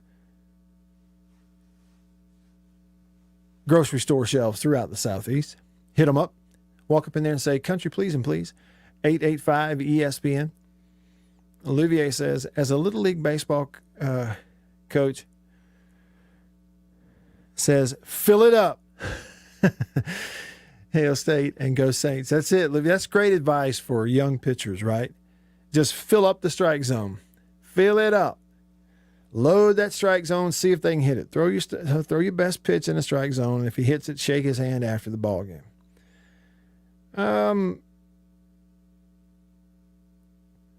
What's this?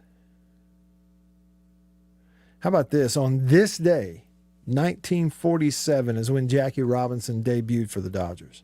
Did y'all know that? How about that? On this day, 1947, a year before President Truman desegregated the military, Jackie Robinson debuted for the Dodgers, became the first black player to participate in the Major League game in that century in front of 25,623 at Ebbets Field. 28-year-old first baseman. Went hitless in 3 at-bats, scored a run, though, in the 5-3 opening day victory over the Braves, who would have been in Boston at that time, right, in 47. And so now, isn't this Jackie Robinson Day throughout the major leagues where everybody? Yes, sir. Okay, so everybody's going to wear 42. That's really cool. When did they start that? I think I had that note on when they actually, it might have, 2004. Let me see what this note says. Yeah, so the same day, April 15th, 2004, Major League Baseball begins the tradition of Jackie Robinson Day, an annual celebration commemorating the day in 1947 when the Dodger infielder broke the color line. Ceremonies occur across the country to honor the groundbreaking historical event, including Baseball Commissioner Bud Selig, Jackie's widow Rachel Robinson, and they attended the Shea Stadium festivities. So the first Jackie Robinson Day was in 2004. It's actually not that long ago. You know what? There was a scene. I'm going to see if I can look it up here. There was a scene, or maybe several. I have not seen the movie 42.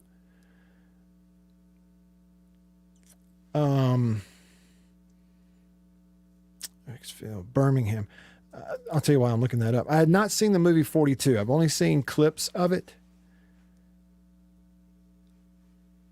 I highly, highly, highly recommend anybody who is a sports fan, but let alone a baseball fan, who hasn't, I highly recommend that you go watch the first, 3 to 4 episodes of the Ken Burns baseball documentary if you haven't. Now, I think he did that maybe as far back as the 90s. I don't know when exactly he put it out, but it's recent enough, and it's the best thing, most comprehensive thing. And in terms of covering the early years of baseball as it led up to the, the early part of the 20th century and then into the 30s and 40s, and then along comes Jackie Robinson and that coverage of all that. It's just phenomenal. So if you haven't seen the Ken Burns baseball documentary, particularly those early episodes, I think there were 9 of them, and this has been about the 4th or so, then I highly recommend you do it. But I mentioned the movie 42, okay? I haven't seen it. I've got to go watch it. I also haven't seen Moneyball. I got to make myself go watch these movies. But there's a scene, and it's floating around on social media today because it's Jackie Robinson Day, that is a dramatization of something that actually happened in real life. And that was Dodgers shortstop Pee Wee Reese in a game in which Jackie Robinson's over there playing first base, and the fans are really like booing and jeering and cussing Jackie Robinson and saying all kinds of stuff. And Pee Wee Reese goes over in front of all of them as they're taking infield, stands next to him, puts his arm around him, stands there and talks to him a little bit. And it was an iconic moment to show, okay, look, he's one of us. Stop all this. Well, in the movie 42, they filmed most of that stuff at a place in Birmingham called Rickwood Field. Y'all ever heard of Rickwood Field? Yep. Birmingham, Alabama. It's on 2nd Avenue in Birmingham, still there. They opened that particular old ballpark in 1910. What they did, I think, in Hollywood there is they filmed a good portion of it, the on-field stuff, had some fans as extras in the stands at Rickwood. Well, it's obviously not as big as Ebbets Field and everything would have been. And so they used CG, computer graphics and technologies to then add on to it and turn it into Ebbets Field. But the original filming was all right there at Rickwood Field in Birmingham. So it's, I hope I don't speak out of turn, but I think after so many ballparks, old ones that were built just at the turn of that century, the 20th century, coming out of the 1800s into the 1900s, most, if not all, those things have been torn down throughout the country for obvious reasons. They just get old and dangerous and falling in, but this one hasn't. I think Rickwood Field may be the oldest baseball stadium still standing. Original structure. I know it is in this, particular area of the country. But anyway, when you see that, you'll see that clip today, whether it's on Twitter, Facebook, or Instagram somewhere, circulating around in the movie when Pee Wee Reese, who wore number 1 in his jersey, came over to first base and puts his arm around Jackie Robinson as they were taking infield before an inning. In the movie, in that clip, the umpire then says, "Hey, number 1, hey, playing ball here? What are you doing, socializing?" And he says, "No, sir, Mr. Umpire, we're playing ball." And he went back to his position and started the deal. Check that out. But anyway, yeah, they filmed that at Rickwood Field in Birmingham. It's still standing there. You can go see it for yourself. A lot of history there. If you're a baseball buff, you might drive through there and check it out one of these days. I'm going to do it. I say I'm going to do it. I keep telling myself I'm going to do it. Just haven't done it. Got to do it. I also hope that you will stick around. Hour number 2 rolling along. We'll wrap this hour up with you next here in the Bureau, the Farm Bureau studio. Farm Bureau, go with the home team. Stay with me.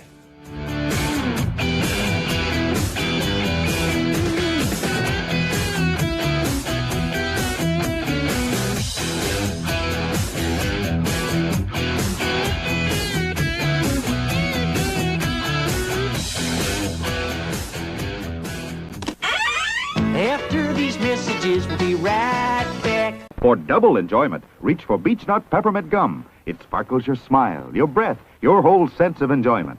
Beech Nut Peppermint in the familiar yellow pack. Jeans do come true. Blue Delta Jeans makes the best fitting, most comfortable jeans in the world. Let's dive in and see what we have here. Do what I did. Visit BlueDeltaJeans.com. Find your fit. Just for my listeners, enter discount code Matt Wyatt. Just answer the questions. BlueDeltaJeans.com. Answer the questions. Use this code. Use the code. You're going to get a discount. They are the most comfortable jeans I've ever worn.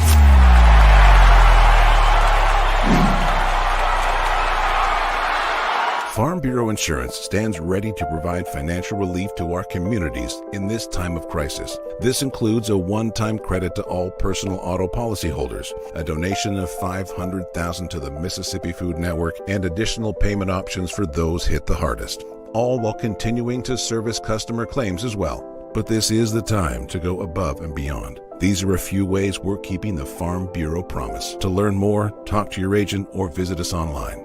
Go with the home team.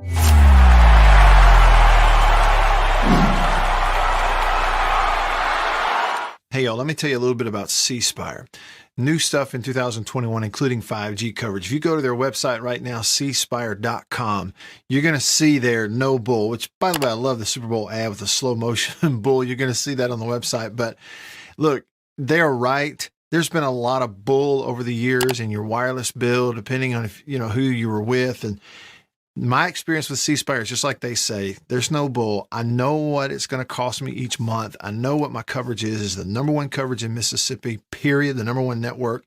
And they've got 5G phones that are 5G ready. Now, I have the new iPhone 12 Pro Max, got it at C Spire, went and did curbside at my local C Spire location and did the exchange where I traded in my old one, got the new one, and it's 5G capable.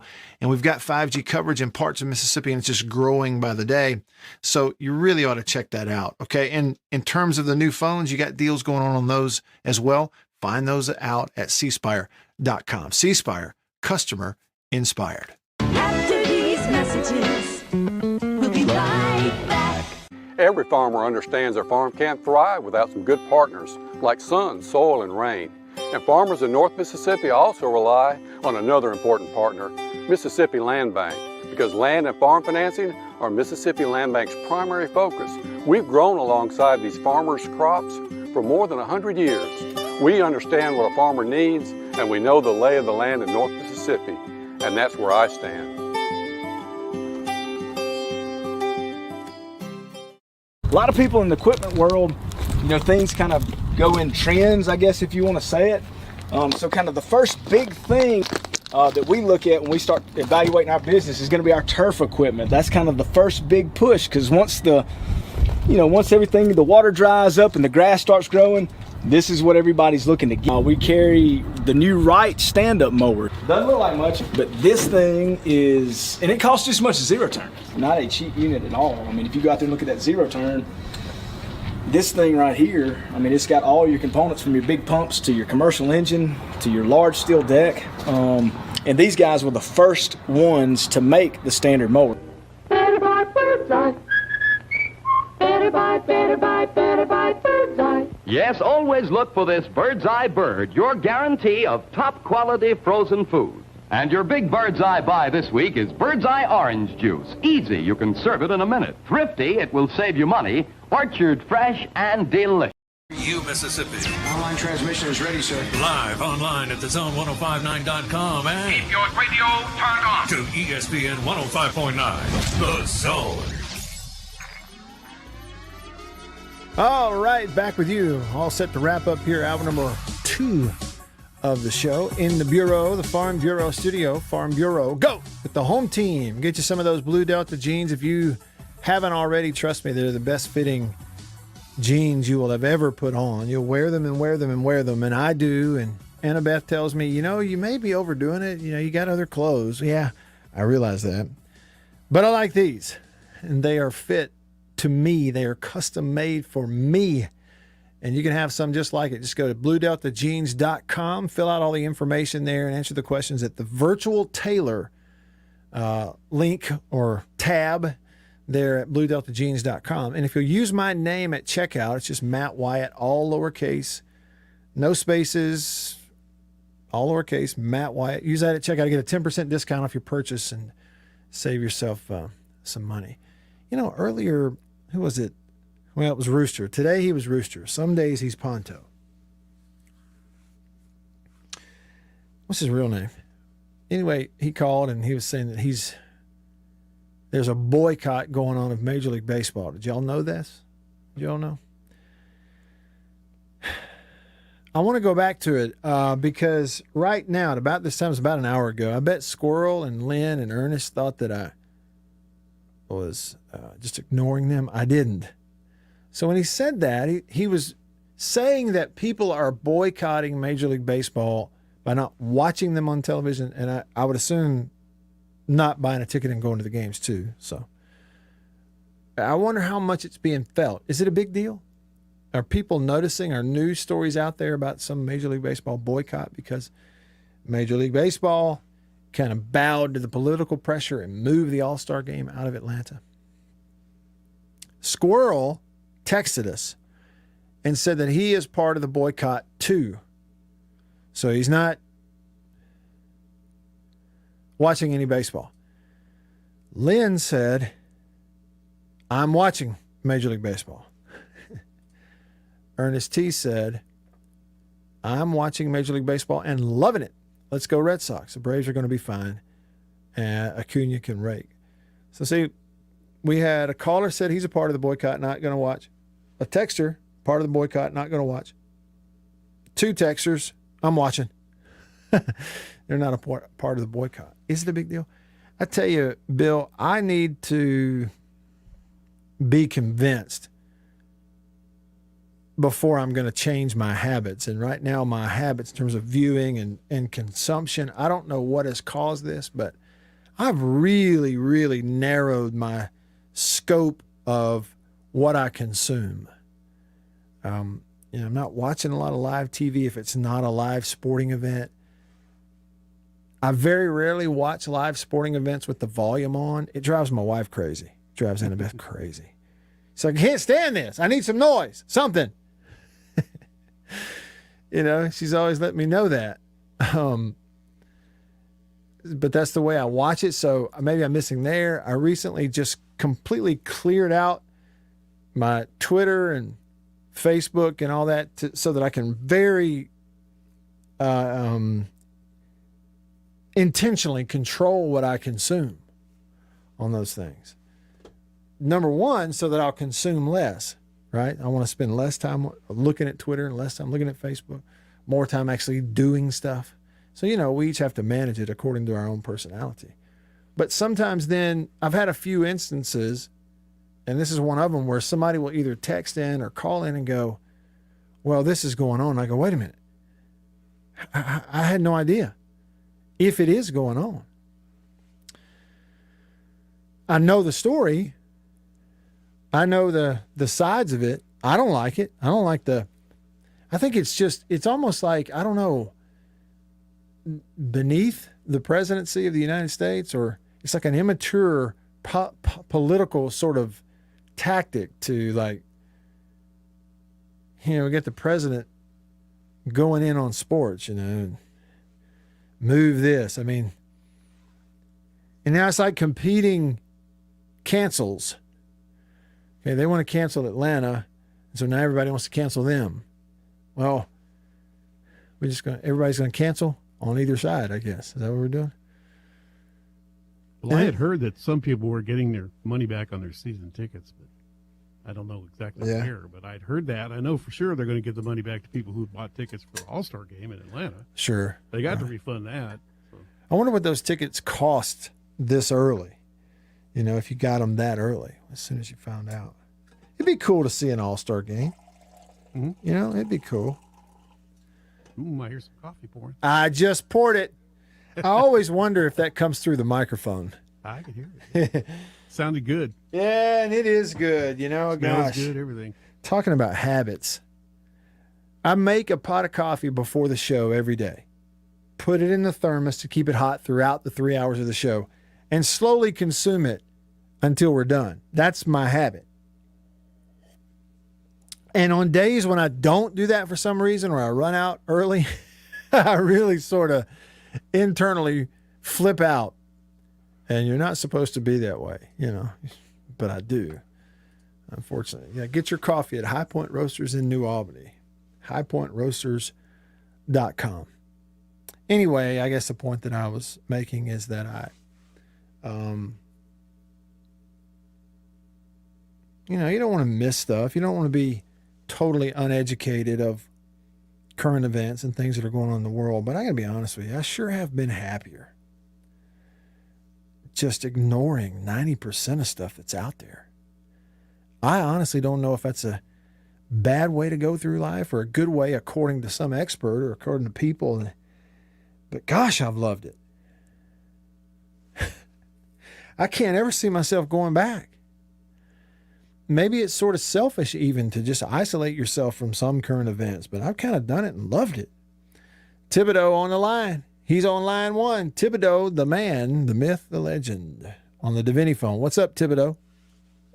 Matt White, I'm in so much agreement with what you're saying right now because I do the same thing. Yeah. I limit myself, and I've got rules that I set for what I consume and what I see and all that kind of thing. And as far as sports goes, I really only follow what Mississippi State is doing and what former Mississippi State players are doing in whatever sport. And but I don't really watch much of the pros, and if I do, it's on mute. Yeah. I don't care to hear what the people that call themselves announcers and broadcasters are doing, because they're not doing that. They're not calling the game. They're having a conversation about things that have nothing to do with the game. So I'm muted. Right. Actually, I've found the best way to consume sports is to listen to you and Neil, or listen to Jim and whoever else is in the booth with him. I would much rather do it that way and not even watch it. And as far as like current events, I allow myself 15 minutes in the morning to look at a news app. And my attitude has been, this has probably been going on for 2 years now, let's see what stupid crap our government is up to today. We need to come up with an acronym for that. It would be a long one, but that is pretty funny. Yeah, that's exactly how I look at it. I click on that app, I scroll through the top stories, and my attitude is, let's see what stupid crap our government's doing today, and then I go away from that.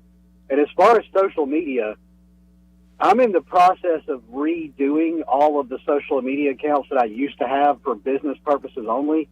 But I dropped social media July of last year, and it is like a life changer. You know, you're just not constantly bombarded with junk all the time. So you just got rid of it? I got rid of it, but I need to start it back up for business purposes. Yeah, I understand. You know, so but I was doing it personally, and I found myself, I'd be sitting there just nonstop scrolling through Twitter, and going, man, this sucks, this sucks, this sucks, this sucks. Like it was always bad news. Nothing cool was ever happening. You know, or what rock star died, or you know, it was always just something terrible. So I left it. And it's been a completely much better thing. And my wife, she's like, "You're just getting old, and you're only 41." like over the course of the last 2 years, I've turned into I wish that squirrel would get out of that tree. I wish that kid would get off my lawn.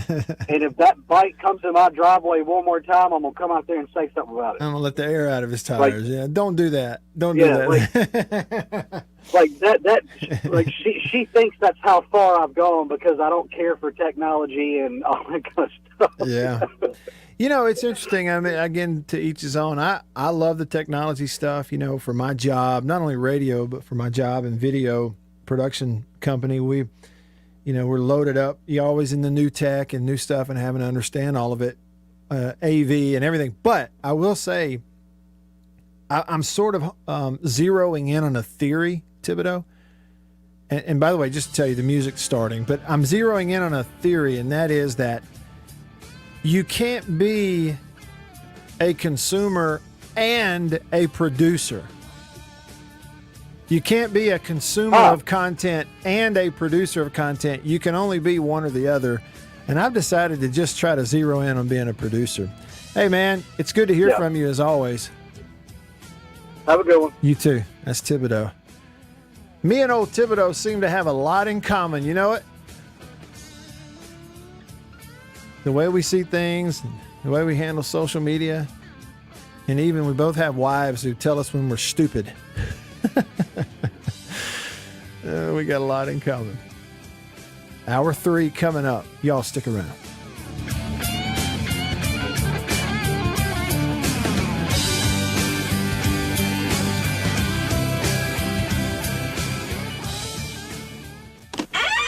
After these messages, we'll be right back. Arrived today. Jeans do come true. Thank you, Blue Delta. Yeah, jeans do come true. That's what the bag says. Blue Delta Jeans makes the best fitting, most comfortable jeans in the world because they are uniquely made for you and only you. Raw denim jeans, custom fit, hand tailored in Tupelo, Mississippi, my hometown. Let's dive in and see what we have here. Do what I did. Visit BlueDeltaJeans.com. Find your fit, design a jean, and before you know it, you'll be addicted. Just for my listeners, enter discount code Matt Wyatt, all lowercase. Again, that's if you listen to me, you can use discount code Matt Wyatt, all lowercase, and at checkout, you're going to get a 10% discount off your order. So I just went online, ordered them, BlueDeltaJeans.com a couple weeks ago. Went in, I didn't go get measured. I just entered, what I knew about myself. I just answered the questions, and here they are at my doorstep a couple weeks later. Nice. Yeah, Blue Delta. Nice. I'm happy. I've known the Blue Delta team for years, and I'm thrilled to have these guys on as a sponsor of this show. Blue Delta's Virtual Tailor is a fun and easy way to get yourself into the best fitting pair of jeans you're ever going to own. Bet you never thought you'd get a butt shot out of me, huh? How about that? Just answer the questions and they fit absolutely perfectly. They couldn't fit better. So just go online, BlueDeltaJeans.com, answer the questions. It's amazing how they do it. They will fit perfectly.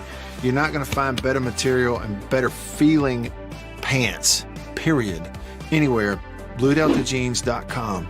Use this code, use the code. You're going to get a discount. They are the most comfortable jeans I've ever worn. I promise you that. And I know that you are going to love them too. Make sure you use the code. And remember, jeans do come true. After these messages, we'll be right back. Let me tell you about an ice cream can't be beat. The very best tasting you can eat. It's Meadow, Meadow, Meadow, Meadow Smooth Freeze Meadow Gold. Go to your ice cream man today, and here's the word that you should say. Oh, give me Meadow, Meadow, Meadow Smooth Freeze Meadow Gold. And remember, folks, Meadow Gold Is mighty good. For double enjoyment, reach for Beech Nut Peppermint Gum. It sparkles your smile, your breath, your whole sense of enjoyment. Beech Nut Peppermint in the familiar yellow pack. 6 o'clock, dinner time. Thank goodness for Jell-O Instant Pudding. Yes, thank goodness for Jell-O Instant Pudding. The terrific busy day dessert you can make at the very last minute. See how quick and easy. Just add it to cold milk and beat it up. That's all. By the time you're ready to eat it, it's all ready for you. Jell-O Instant Pudding, made by the famous Jell-O folks. So creamy, so nourishing, so delicious. No other instant pudding is quite the same. Stock your shelves with all 7 flavors. The good busy day dessert. Jell-O Instant Pudding.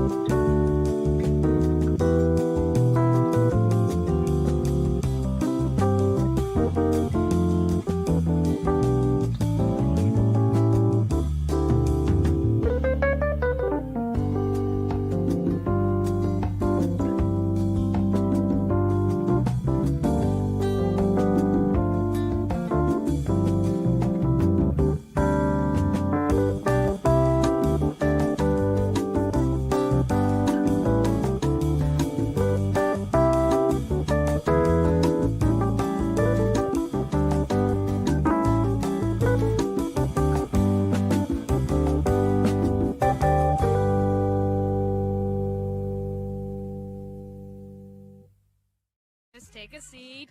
Oh, now stand up. That's 2. Feel that burning in your thighs? That means you're doing it right. Feels good, doesn't it? Get started at heart.org/make-moves. Unless you're doing squats. Those can come first. This is WRKS Pickens Jackson. Live in the studio. Live and local. This is the Matt Wyatt Show. Talking about sports from around the world and right here at home. Streaming to you at the Zone 1059.com and on your radio on ESPN 105.9. The Zone. Hey, let's go. Hour 3 of the show, off and running with you. Hour 3 is presented by Overstreet Properties in Starkville, Stark Vegas, Starkville, however you want to say it. I'm Matt in the Bureau. Bill is here. Most importantly, you are here. You can be a part of the show. Hit me up. Drop me a comment on the live stream. Facebook, YouTube. Shoot me a text on the Country Pleasing text line or give me a call. Let's start off on the phone line. We got some guys hanging on. Then I'm coming to your texts over here. Unnamed and Grumpy and Louvier and Ernest and Leon, Thibodeau, and so on and so forth. All of that coming up. First up, though, Lynn has been hanging on a good little while on the phone line. I appreciate that, Lynn. What's up? Hello. Hello. Hey, Lynn. Hello? Hey, Lynn, can you hear me? Matt, I lost you. Doggone it. Somebody tell Lynn Hello? to call us back. Hey, Bill, I've got Lynn on the text line here, and I'm going to text him right now to call us back. Okay, sounds good. I'm going to text him, try again, Matt Wyatt. Let's see if he gets that. All right, now let's jump over to Jay. Our man Jay in Baltimore. Jay, what's up? Well, hey, Matt, how you doing? I just enjoyed your conversation with Thibodeau. As I tell everybody, the key to life, watch a little more baseball. Hey, I'm calling today because I only caught the tail end of your conversation with Coach Foxhall. But I had a question for you. I don't think you guys covered this, but it's two questions. But let me just leave with this. If you've got one game all on the line, based on what we've seen to date from these two starters on, I guess, are 1A and one. They're both A pitchers, I guess, in my opinion. Are you going with Bednar or are you going with McLeod? Gosh. Jay, I don't know. I don't know that I've ever met you in person. I don't know how it is that you manage to ask questions that apparently are hard enough to answer that I immediately go into politician mode and start coming up with disclaimers. You do it every time. I don't know how you do it. All right, I think you're listening to it online. Jay, here's what I would have to say about it. One is I need to know if the opposing lineup is mostly lefty or righty, maybe. Not that Bednar has particularly been better against one or the other, but I like the combination of fastball and big old breaking ball from McLeod against a predominantly left-handed hitting lineup. Okay, I might throw that in there, but the numbers, I kind of feel like the numbers sort of lean towards Bednar because he's given up fewer home runs. He's only pitched 6 1/3 fewer innings at this point. All right, he's given up fewer home runs than McLeod. Opponents are batting 171 against Bednar. They're batting 221 against McLeod. McLeod's strikeout numbers are a good bit better, 58 strikeouts in that 36, but Bednar's in there. He just doesn't walk anybody, and he doesn't give up the big home run. So I probably go with Bednar. What about you? We lose him? We lost him. Yeah, lost him. They might have had a hard time hearing us. Sometimes, because you heard Jay turn his radio or his online feed up in the background, and I don't know. Maybe there's a gremlin in the phone line or something. That's a great question, though. Jay is back, by the way. Oh, is he back? He is. Hey, Jay, you back? Can you hear me? Yeah, I got you loud and clear. You hear me? We got a bug in the phone line. It's all right. That's okay. Well, anyway, it is a great question. Can you hear me? Hey, you there, Jay? Okay, Bill, they can't hear us for some reason. So we'll try it again a little bit later. So for those on the radio, back to the point. What a question. You can't go just on the numbers. If you have one big game, who are you going with, McLeod or Bednar? I kind of talked myself through it, and I wound up back over here at Bednar. I don't know that it can be quite as simple as, opponents are hitting 171 against Bednar, they're hitting 221 against McLeod. I don't know it's that simple. McLeod's been healthy all year. He's thrown a few more innings. It's basically one start of a difference right there, But Bednar's got 7 appearances to the 8 of McLeod. 5 starts to 8 of McLeod. So some of those appearances for Bednar were ramping him up, getting ready to start. But 5 starts for Bednar, 8 starts this year for McLeod. Being on Fridays and just a steady Friday guy, more of McLeod's pitches have been thrown against those Friday night lineups. He hadn't thrown a single pitch in a midweek. We do know that some of those numbers for Bednar were in midweek action, leading him up to getting ready to start. So you do have to consider that. That might be the one, difference, major difference, frankly, maybe in terms of like batting average against. the 9 home runs that McLeod has given up just point to really like, what, one game, and that was Arkansas who hit him. Yeah, so what I come around to is I kind of have equal confidence. If you tell me I'm not going to tell you who the opposing lineup is, righty or lefty, I might just straight up go Bednar. If you would give me that info and you told me their best hitters are lefties, you know, their 3 and 4 are lefties, or their leadoff and 3 are lefty, or majority lefties, then I might go McLeod. I wonder how y'all would answer that. On the baseball subject here, real unnamed texter said, Acuna hit another home run. They playing right now? I'm telling you, I don't consume enough. My theory is, okay, and I don't know that this is universal, but in the content world, which is where I live, you know, it's how I work. I work in content. Radio is producing content. Podcast, producing content. Video production, or posting videos, or filming and putting out a documentary type piece. It's content, right? And so my theory has been that I've developed is you can't be a consumer and a producer of content, because in this world, what I think is, okay, if you're constantly consuming content, then the things that you produce and put out are going to be very influenced by what you're consuming. We're not necessarily getting you. We're getting sort of you putting it out with a whole lot of their influence in what you're doing. And you got to be careful about it. So I don't know if that makes any sense to anybody, but it does to me. Grumpy says, Matt, enjoying the program. Does Cowboy Bill wear cowboy boots? That's a question from Grumpy. Bill, do you wear cowboy boots? He stepped away from me. Okay, look, is it any of our business if he wears cowboy boots or not? I'm trying to think. I don't think I've seen cowboy boots on Bill. Louvier says, preach on, Matt Wyatt. I'm blissful in my ignorance of the mainstream media topics. He said, especially but not limited to Ponto. Judge not Ponto. That's from Louvier. Yeah, you didn't say Rooster, you said Ponto. It's two different people, right? Ernest T said, if you dictate your viewing and attending any sporting events due to politics, take up crocheting. Turn off the news and enjoy what you love. Life is too short. Well, and look, Ernest T, you know, and this goes for whatever side, whatever aisle, whatever side of it, whatever aisle you're on, politically or anything else.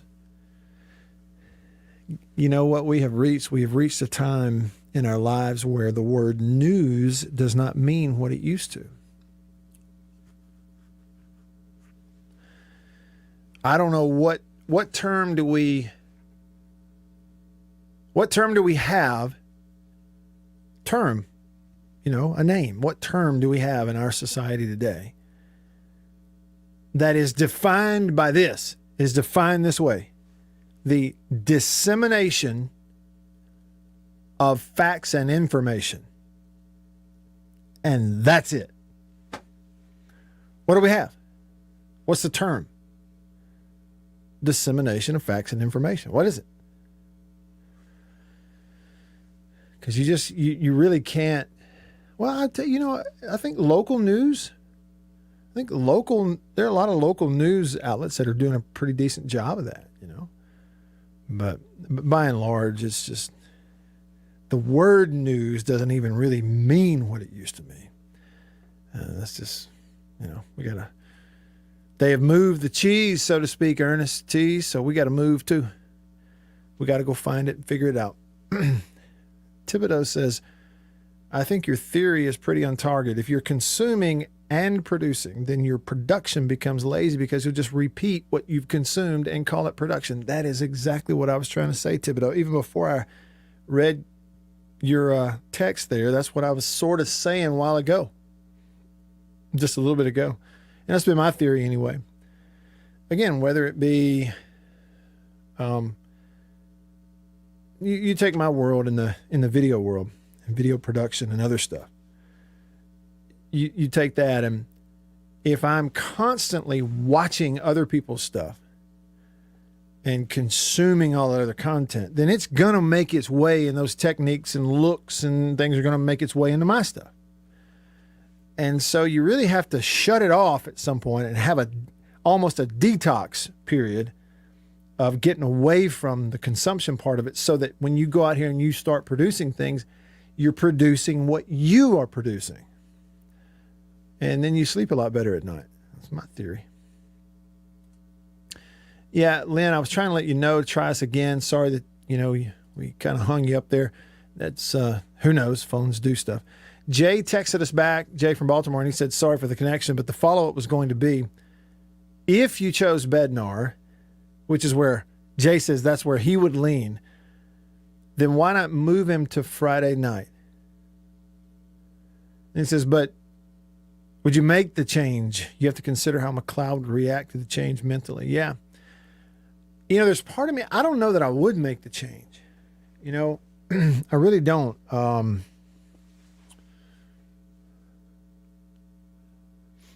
Friday nights more important than Saturdays? I don't know that they necessarily are, first of all. I mean, there's a reason everybody puts their ace through on that first game, is to get a leg up, and then you maybe, play better when the pressure's off after you win that first game of the series. I don't know. It doesn't always work that way. You just throw your best guy first. I don't know that I would make that change, though, because, even if I did sit here and even if I was even more confident than I am, Jay, that Bednar is now your ace, when you look at swings and misses and strikeouts per innings and opponent's batting average, then I would go, yeah, but until this whole thing as a staff is not working, let's don't be trying to fix stuff. We'll fix it when it stops working, that kind of stuff. And Doggone says, Doggone sent me a text. He goes, I'm not an Ole Miss fan, but I love Keith Carter. He's not afraid of what the liberal media says about the Rebs packing Swayze, whereas the Stark Vegas AD seems to be worried about the optics or narrative. What did he say here? Case in point, Mississippi lifted the mask mandate mid-March. Keith Carter, for their 319 series, had 9,462 for that series. A week later, for the State Arkansas series, we were still under restrictions and drew an average of 5,442. Well, Doggone, hey, and Rook, hang on, Doggone. Bill, are we going to need to hang on and try the phone calls just another time after we get it fixed? Or, you let me know if we want to try to go to Winslow, and I'll do that after I answer. Yeah, he's not there. We're still having some problems with the phones. Okay. Still having problems? Okay, no problem. All right, Doggone, let me give you some info. I think you're coming at this from the wrong angle. I'm going to give you my opinion. Now, this is not me having some inside knowledge and gone and done the research, and I'm just going to dump it on you. But I feel like I have a good enough feel and understanding of how things work to be able to help you out here. The athletic department isn't doing anything when it comes to opening up that campus wide open 100% with no restrictions or not. Does that make any sense? Doggone, I hope you're listening, because I'd like to hear your response, because if you've got a question, if I'm not making it clear, you can hit me back on the text line, and then we can work our way through it that way. Let me say that again. The athletics department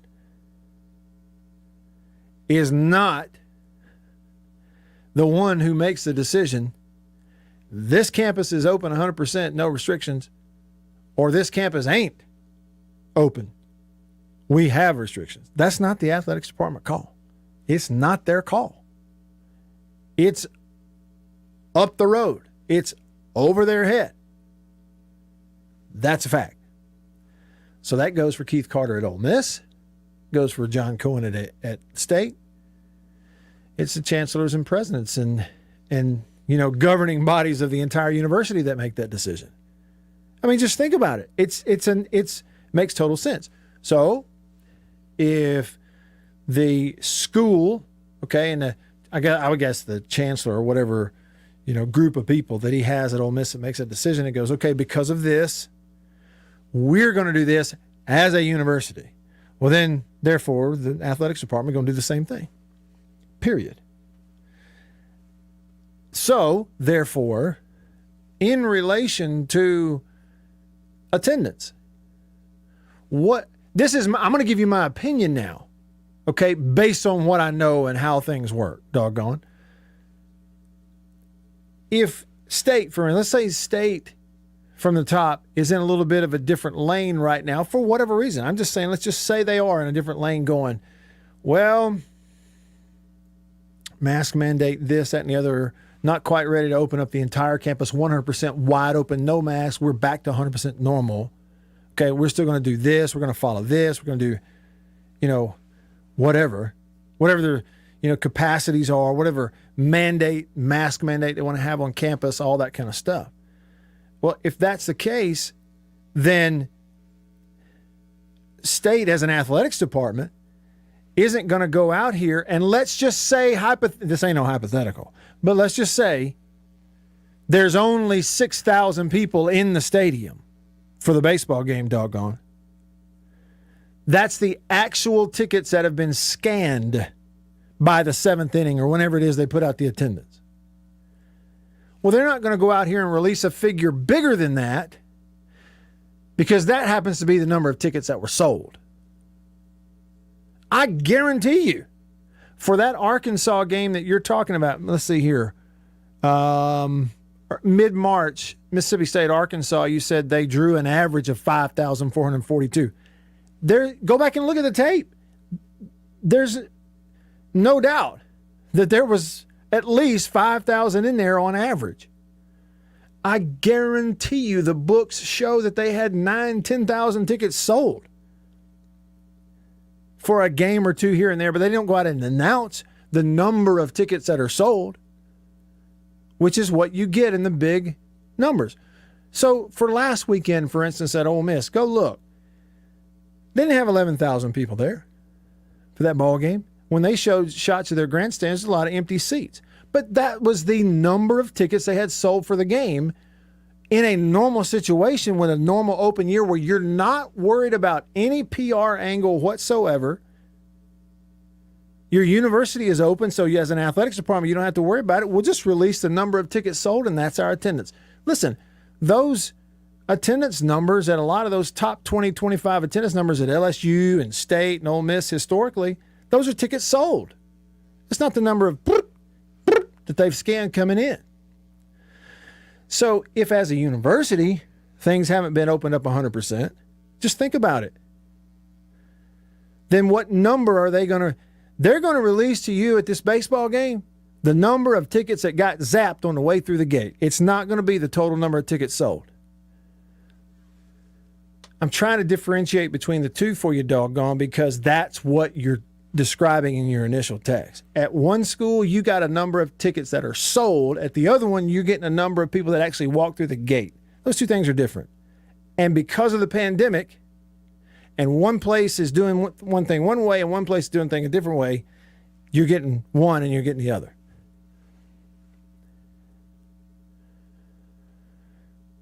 Let's see. And then you say, okay, why can't Ole Miss do it and State can't? Who makes that decision? I don't know, but it's somebody way up the chain. It may be the president of the university or at least that office or some, but it's way above the athletics department.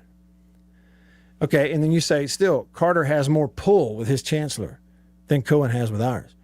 Well, that's just, that statement you're making right there really doesn't even have anything to do with the argument. Because number one, it's not true. And number two, it's not a factor. This is not like, the AD goes in and convinces the chancellor at Ole Miss or any other school to do something like that on that kind of scale, when you're talking about all it takes is here the virus comes back. And we announced we had 11,000 people in the stadium, and all of a sudden we got 1,000 people in the local ER. Now what happens when the New York Times comes and writes a story about you or whoever? Now what? See, so that doesn't even matter to the issue. And then doggone, you say, well, even Neil McCready on Jake's show was saying that State opens it up this weekend. This is what I know. Nobody that tries to even get a standing room only general admission ticket is going to be turned away from the game. That's what I think. They're not going to tell anybody we're full or we're cutting it off here. How? How are they going to do that? And they're not going to.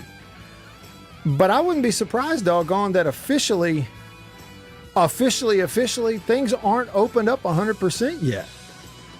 That could be PR, it could be some other influence, but I promise you this, it ain't the athletics department. It's not their call. There's so many people that jump the gun on stuff that I don't think understand that. But I love your passion. I love it. It's what makes our fans great. More on the text line coming up. Stick around. There's Wayne. After these messages, we'll be right back. For double enjoyment, reach for Beech Nut Peppermint Gum. It sparkles your smile, your breath, your whole sense of enjoyment. Beech Nut Peppermint in the familiar yellow pack. Jeans do come true. Blue Delta Jeans makes the best fitting, most comfortable jeans in the world. Let's dive in and see what we have here. Do what I did. Visit BlueDeltaJeans.com. Find your fit. Just for my listeners, enter discount code Matt Wyatt. Just answer the questions. BlueDeltaJeans.com. Answer the questions. Use this code. Use the code. You're going to get a discount. They are the most comfortable jeans I've ever worn.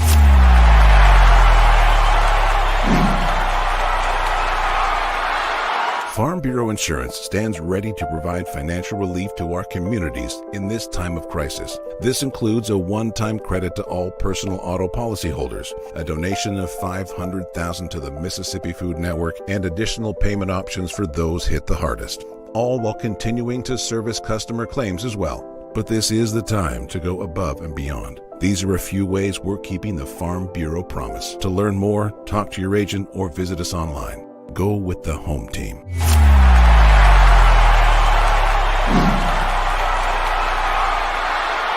Hey, y'all, let me tell you a little bit about C Spire.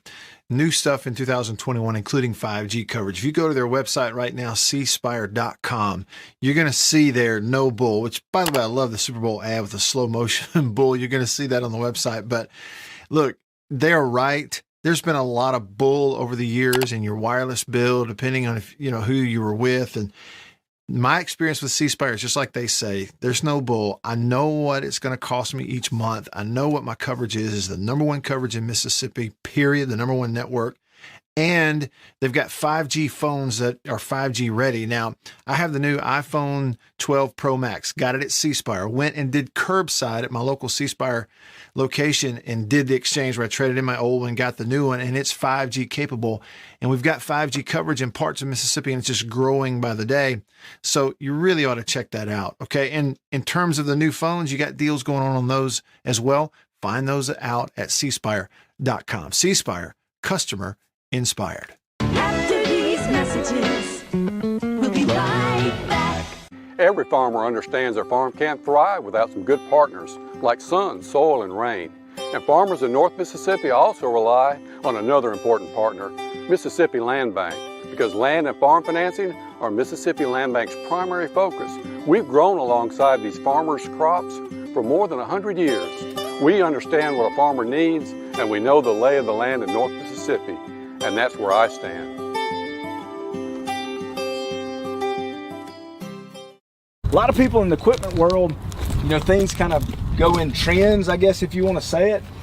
So kind of the first big thing that we look at when we start evaluating our business is going to be our turf equipment. That's kind of the first big push, because once everything, the water dries up and the grass starts growing, this is what everybody's looking to get. We carry the new Wright stand-up mower. Doesn't look like much, but this thing is, and it costs just as much as zero turn. Not a cheap unit at all. I mean, if you go out there and look at that zero turn, this thing right here, I mean, it's got all your components from your big pumps to your commercial engine to your large steel deck. And these guys were the first ones to make the standard mower.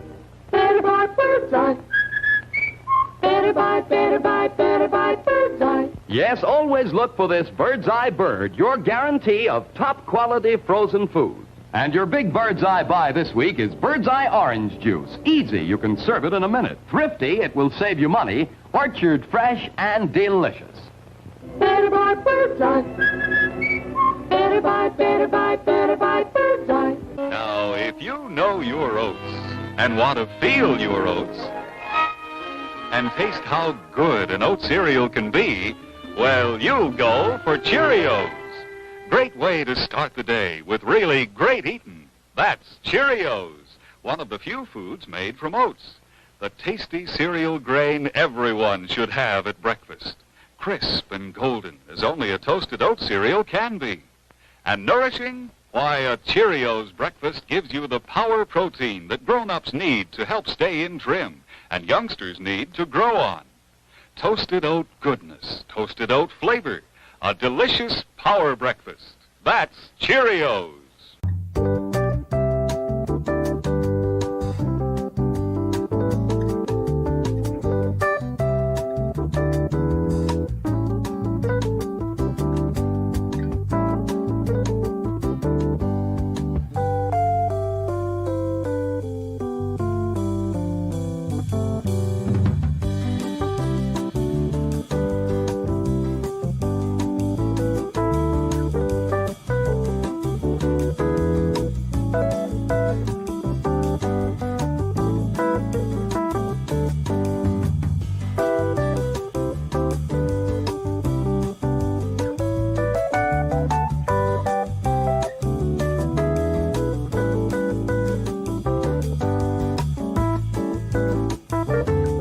Wyatt Show.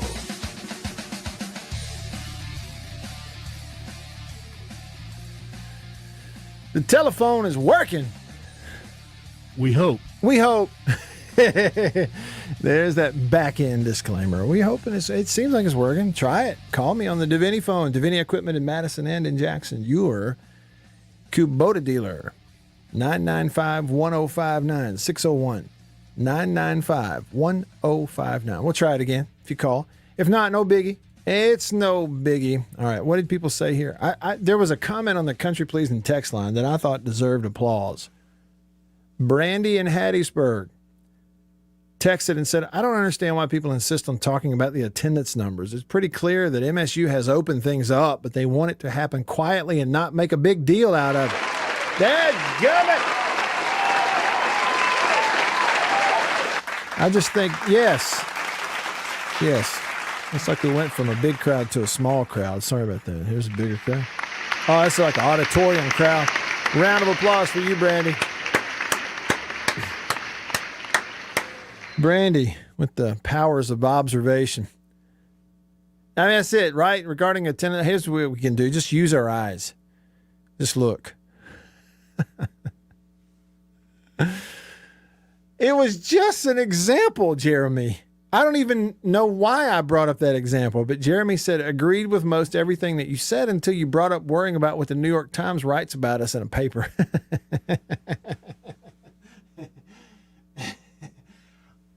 It was really a not throwaway, but just sort of this, the last little hammer of the nail. The nail was already driven. It was just making, that's all it was. Jeremy said, nobody's making fans go to the ballpark, and if you feel at risk, stay home. Attaboy. You're exactly right. He says, there have been several large outdoor gatherings since things have opened up. How many outbreaks as a result? You know what, Jeremy? That's a great point, too, right? Because, what was it? Opening day? The Rangers. That's who it was. Opening day, the Texas Rangers. They have 40-something thousand people, and you remember our Corona Bros. I almost feel guilty even saying that because I know people who passed away from coronavirus. Okay, but just to let you know who it was, to steal that term, some of the sports media members who've been most afraid of the coronavirus and harping on it, really, they were like, all right, it's going to happen. 40,000 in a Rangers game. Look how stupid this is. There's no doubt they're going to have an outbreak and the ER is going to fill up in 2 weeks. Well, What's the results? It's been 2 weeks. Today's the 15th. Opening day, April 1st. I think it was like the 2nd or 3rd, maybe out in Arlington. Okay, Doggone says, Matt, there was no way we had capacity at the Arkansas game. The way you defend State's administration, it's almost as if they sign your checks. Okay, I get it. I guess we'll agree to disagree. Doggone. I can take one screenshot of your text, and there's now another example of you don't know what you're talking about. You don't know. I'm trying to think if I have ever gotten a check from Mississippi State University. No, you tell me, doggone, you seem to know. See, you have the power of assumption. See, we had Brandy who texted that has the power of observation. But you have the power of assumption. So tell me, by all means, and I will read it word for word. Text me and you tell me the checks that I have been written from Mississippi State University and the jobs I've done for Mississippi State University and the ones they've signed. You tell me. I'm waiting. Okay, you say, well, there's no way we had capacity at the Arkansas game. Doggone, did anyone say that? I didn't say that. What I said was the number you got of attendance at that Arkansas game was the number of people who walked through the gate and held out their phone and they went blip. It's the actual people that come in the stadium.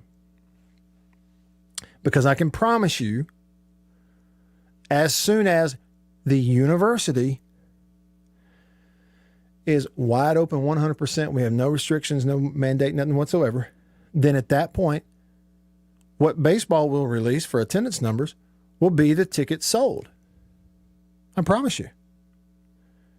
And I promise you, there were more than 5,442 tickets sold for that Arkansas game. That's another, we can call them and they'll give us a number of tickets sold. And I don't work for Mississippi State University. I'm trying to think. I mean, really, I'm trying to think if I've ever gotten a check directly from them. I don't think so.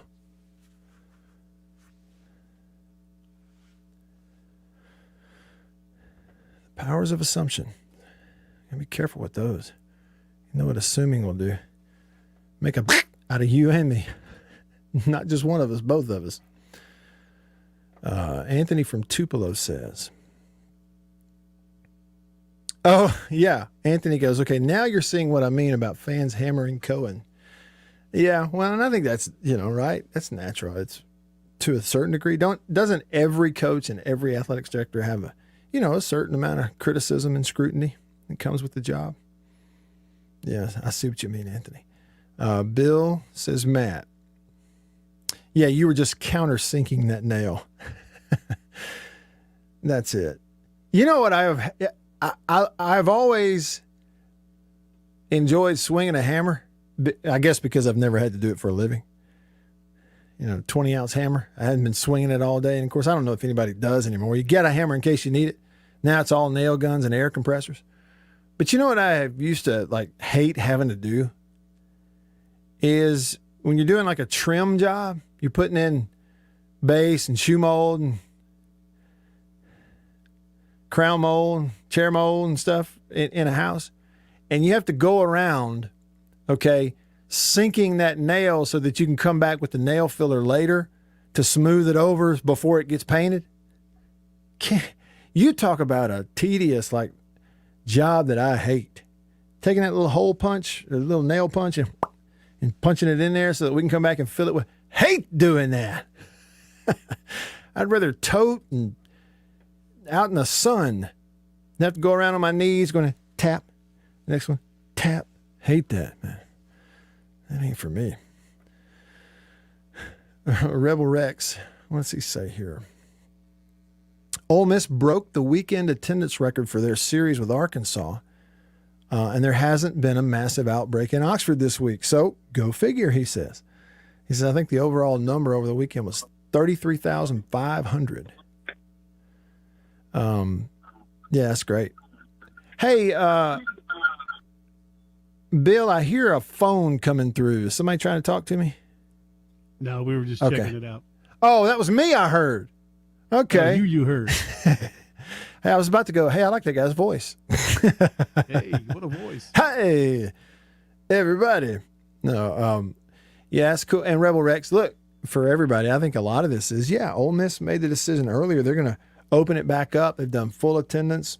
and then also, do a full paid attendance number. That's where the big numbers come from. And I think, state fans right now, they want it too because their released attendance numbers have been paltry. I don't know that it's been that big of a difference in the actual numbers of people that have been in the stadiums.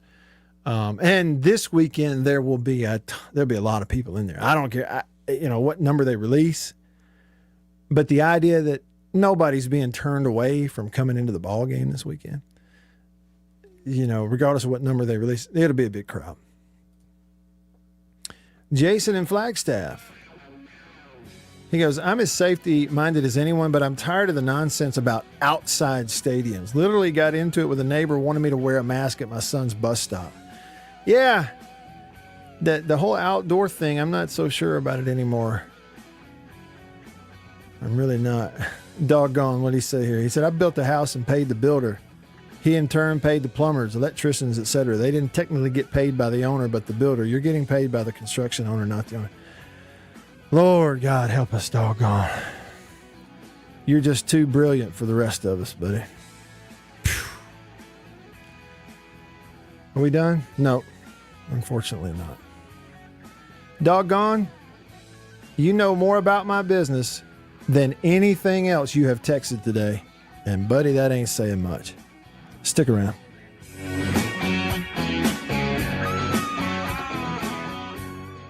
Life changes. It's like a rhythm.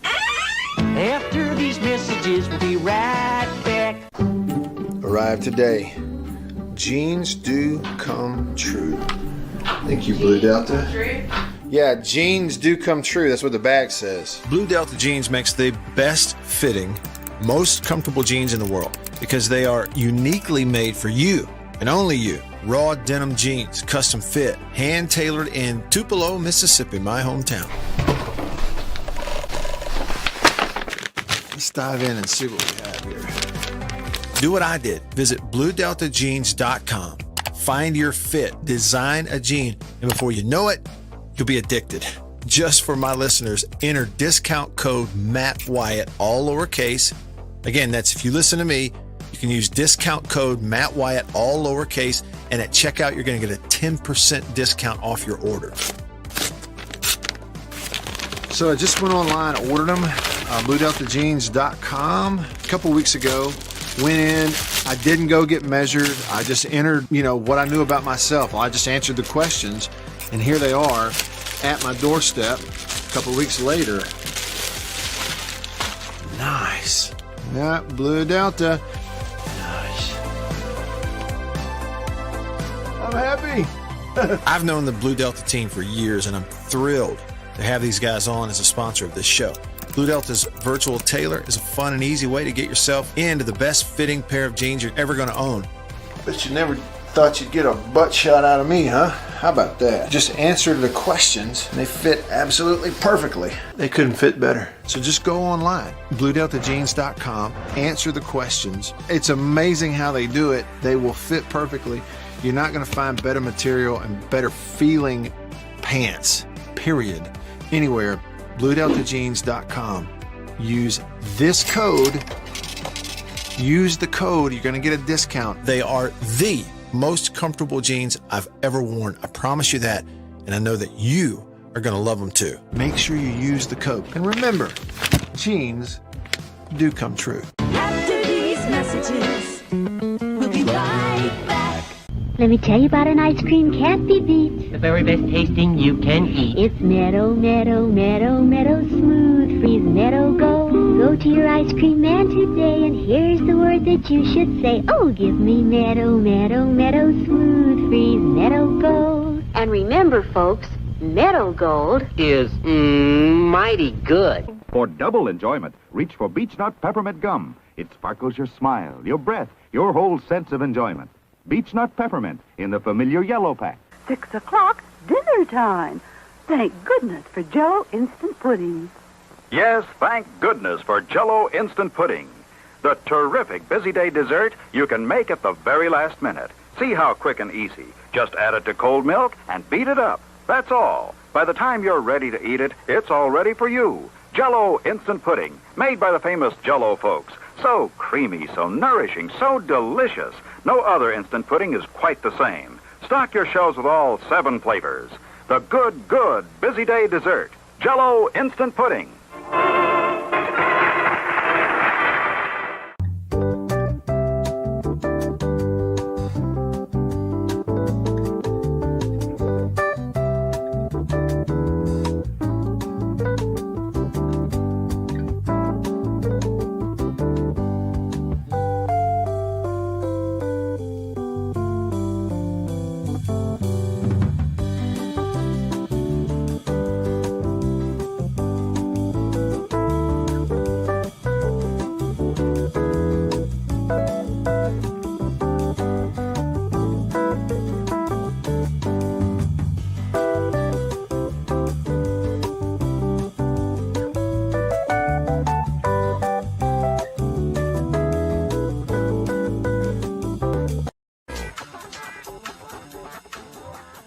All right, back with you, rolling along here. Hour 3 of the show, presented by Overstreet Properties in Starkville.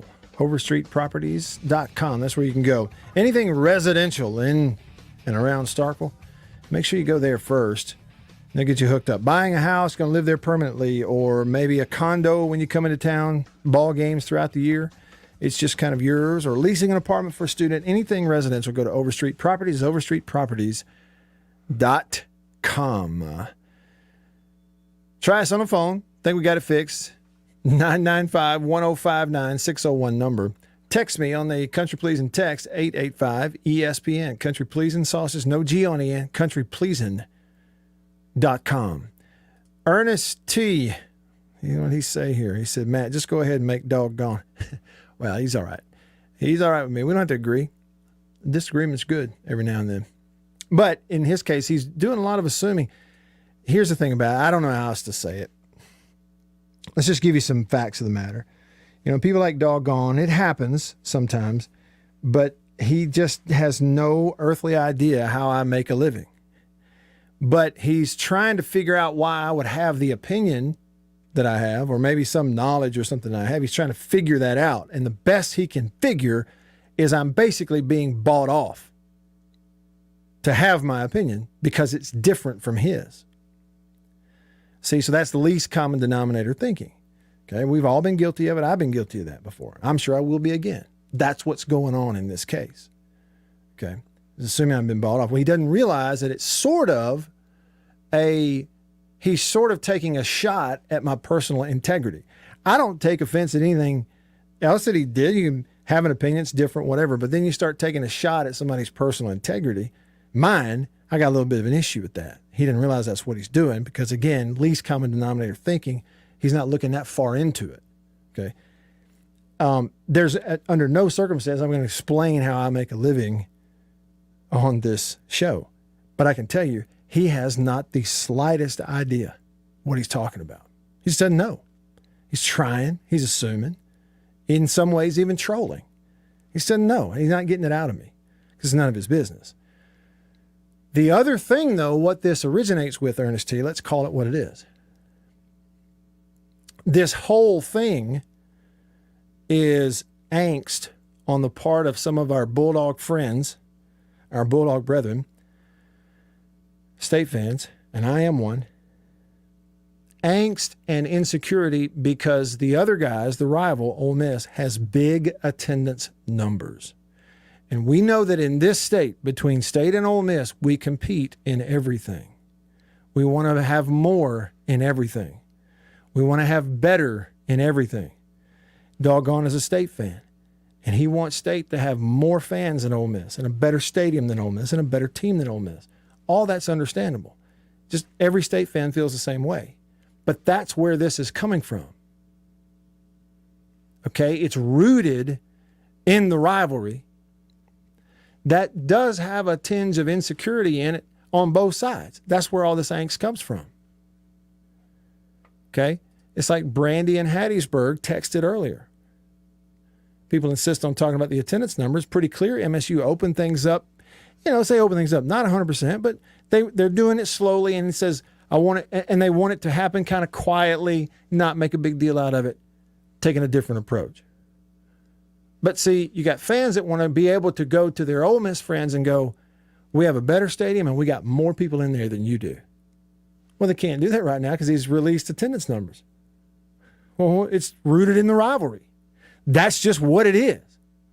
Outside of being able to sit in the recliner at home and pull out the phone and look at Twitter and have the satisfaction of knowing we got more fans in there than they have.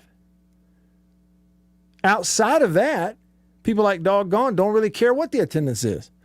That's why I say, look, it's a reality versus perception thing. That's what this is. And when you play, and historically, Ole Miss and their fans have been a lot worse at this and a lot worse about doing this than state people have. And that is just chasing the heck out of perception, thinking that it's going to manifest in something for you and help you, and ignoring too much reality. You got to do it the other way. There are times to pay attention to perception. I mean, your look and reputation, okay, whatever, as it pertains to recruiting, whatever, but you better really be chasing reality.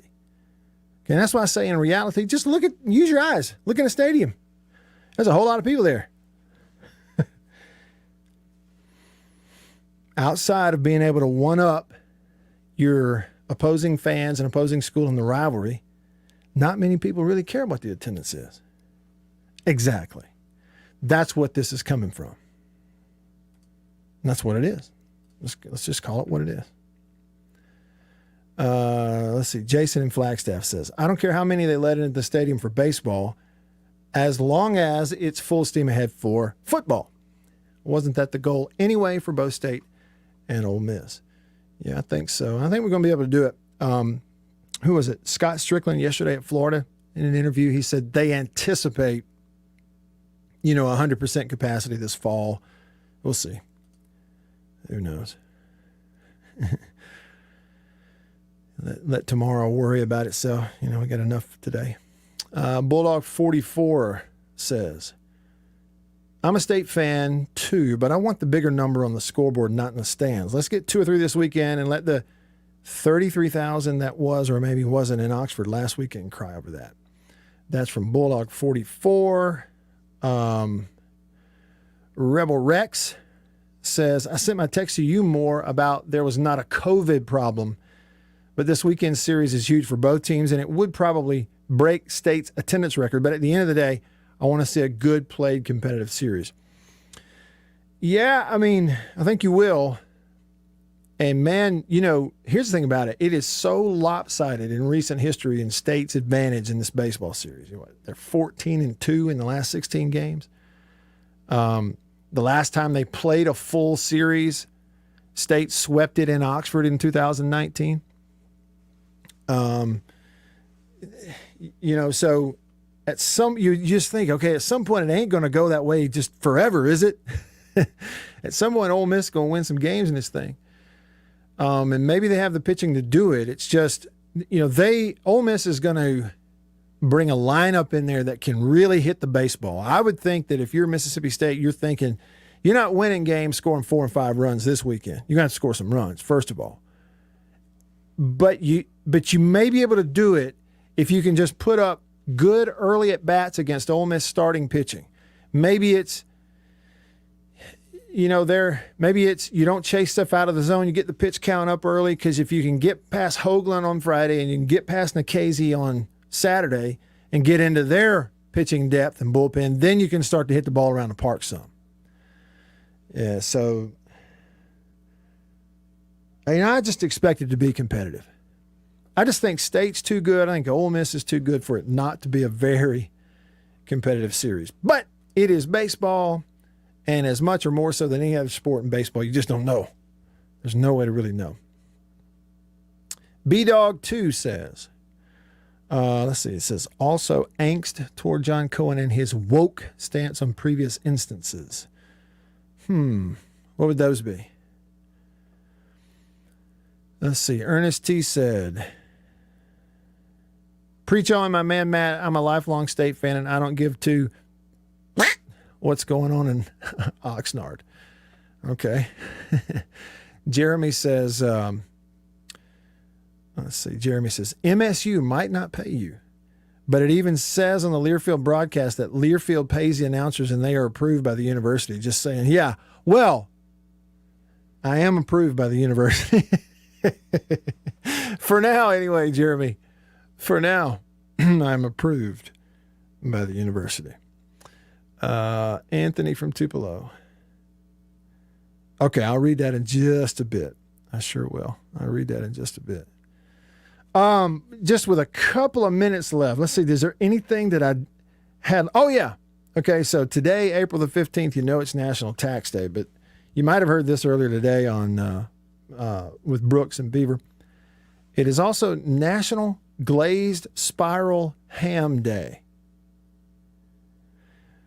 Bill, when you leave today, you need to go to the local grocery store and get a glazed spiral ham and have it for dinner. Glazed spiral ham. Is that the kind where they pin the pineapple to the outside of it? Well, that's the way it's cut. It's cut spiral. Yeah, okay. So it may or may not come with pineapple stuck to the Could outside. have pineapple. And let me tell you what Beaver was talking about. So there's this show that we used to watch. I watched it when I was younger. I don't approve it anymore. It's really crass, but the name of it is It's Always Sunny in Philadelphia. And Danny DeVito plays one of the characters, a guy named Frank. And Frank does a little bit too much drinking. Well, he spiked a ham one time with rum, like he soaked it in rum or something. And he gave it a name. And he took those pineapples they stuck on the outside of his ham with the toothpicks, and he rearranged it so that it looked like it had a face, like the eyes and all. And he named it Rum Ham, and it sort of became a character on the show because he'd nibble off of it every now and then. And then they had a whole Lost at Sea moment, like in the kind of a take on the movie Castaway with Tom Hanks. Yeah, a whole thing. Anyway, I texted that earlier today to Beaver, and it's not easy to get a good laugh out of Beaver, but I got a good laugh out of him with that one. So we could just say Happy Rum Ham Day, everybody. All right. For Bill, I'm Matt. See y'all tomorrow. See ya. Independent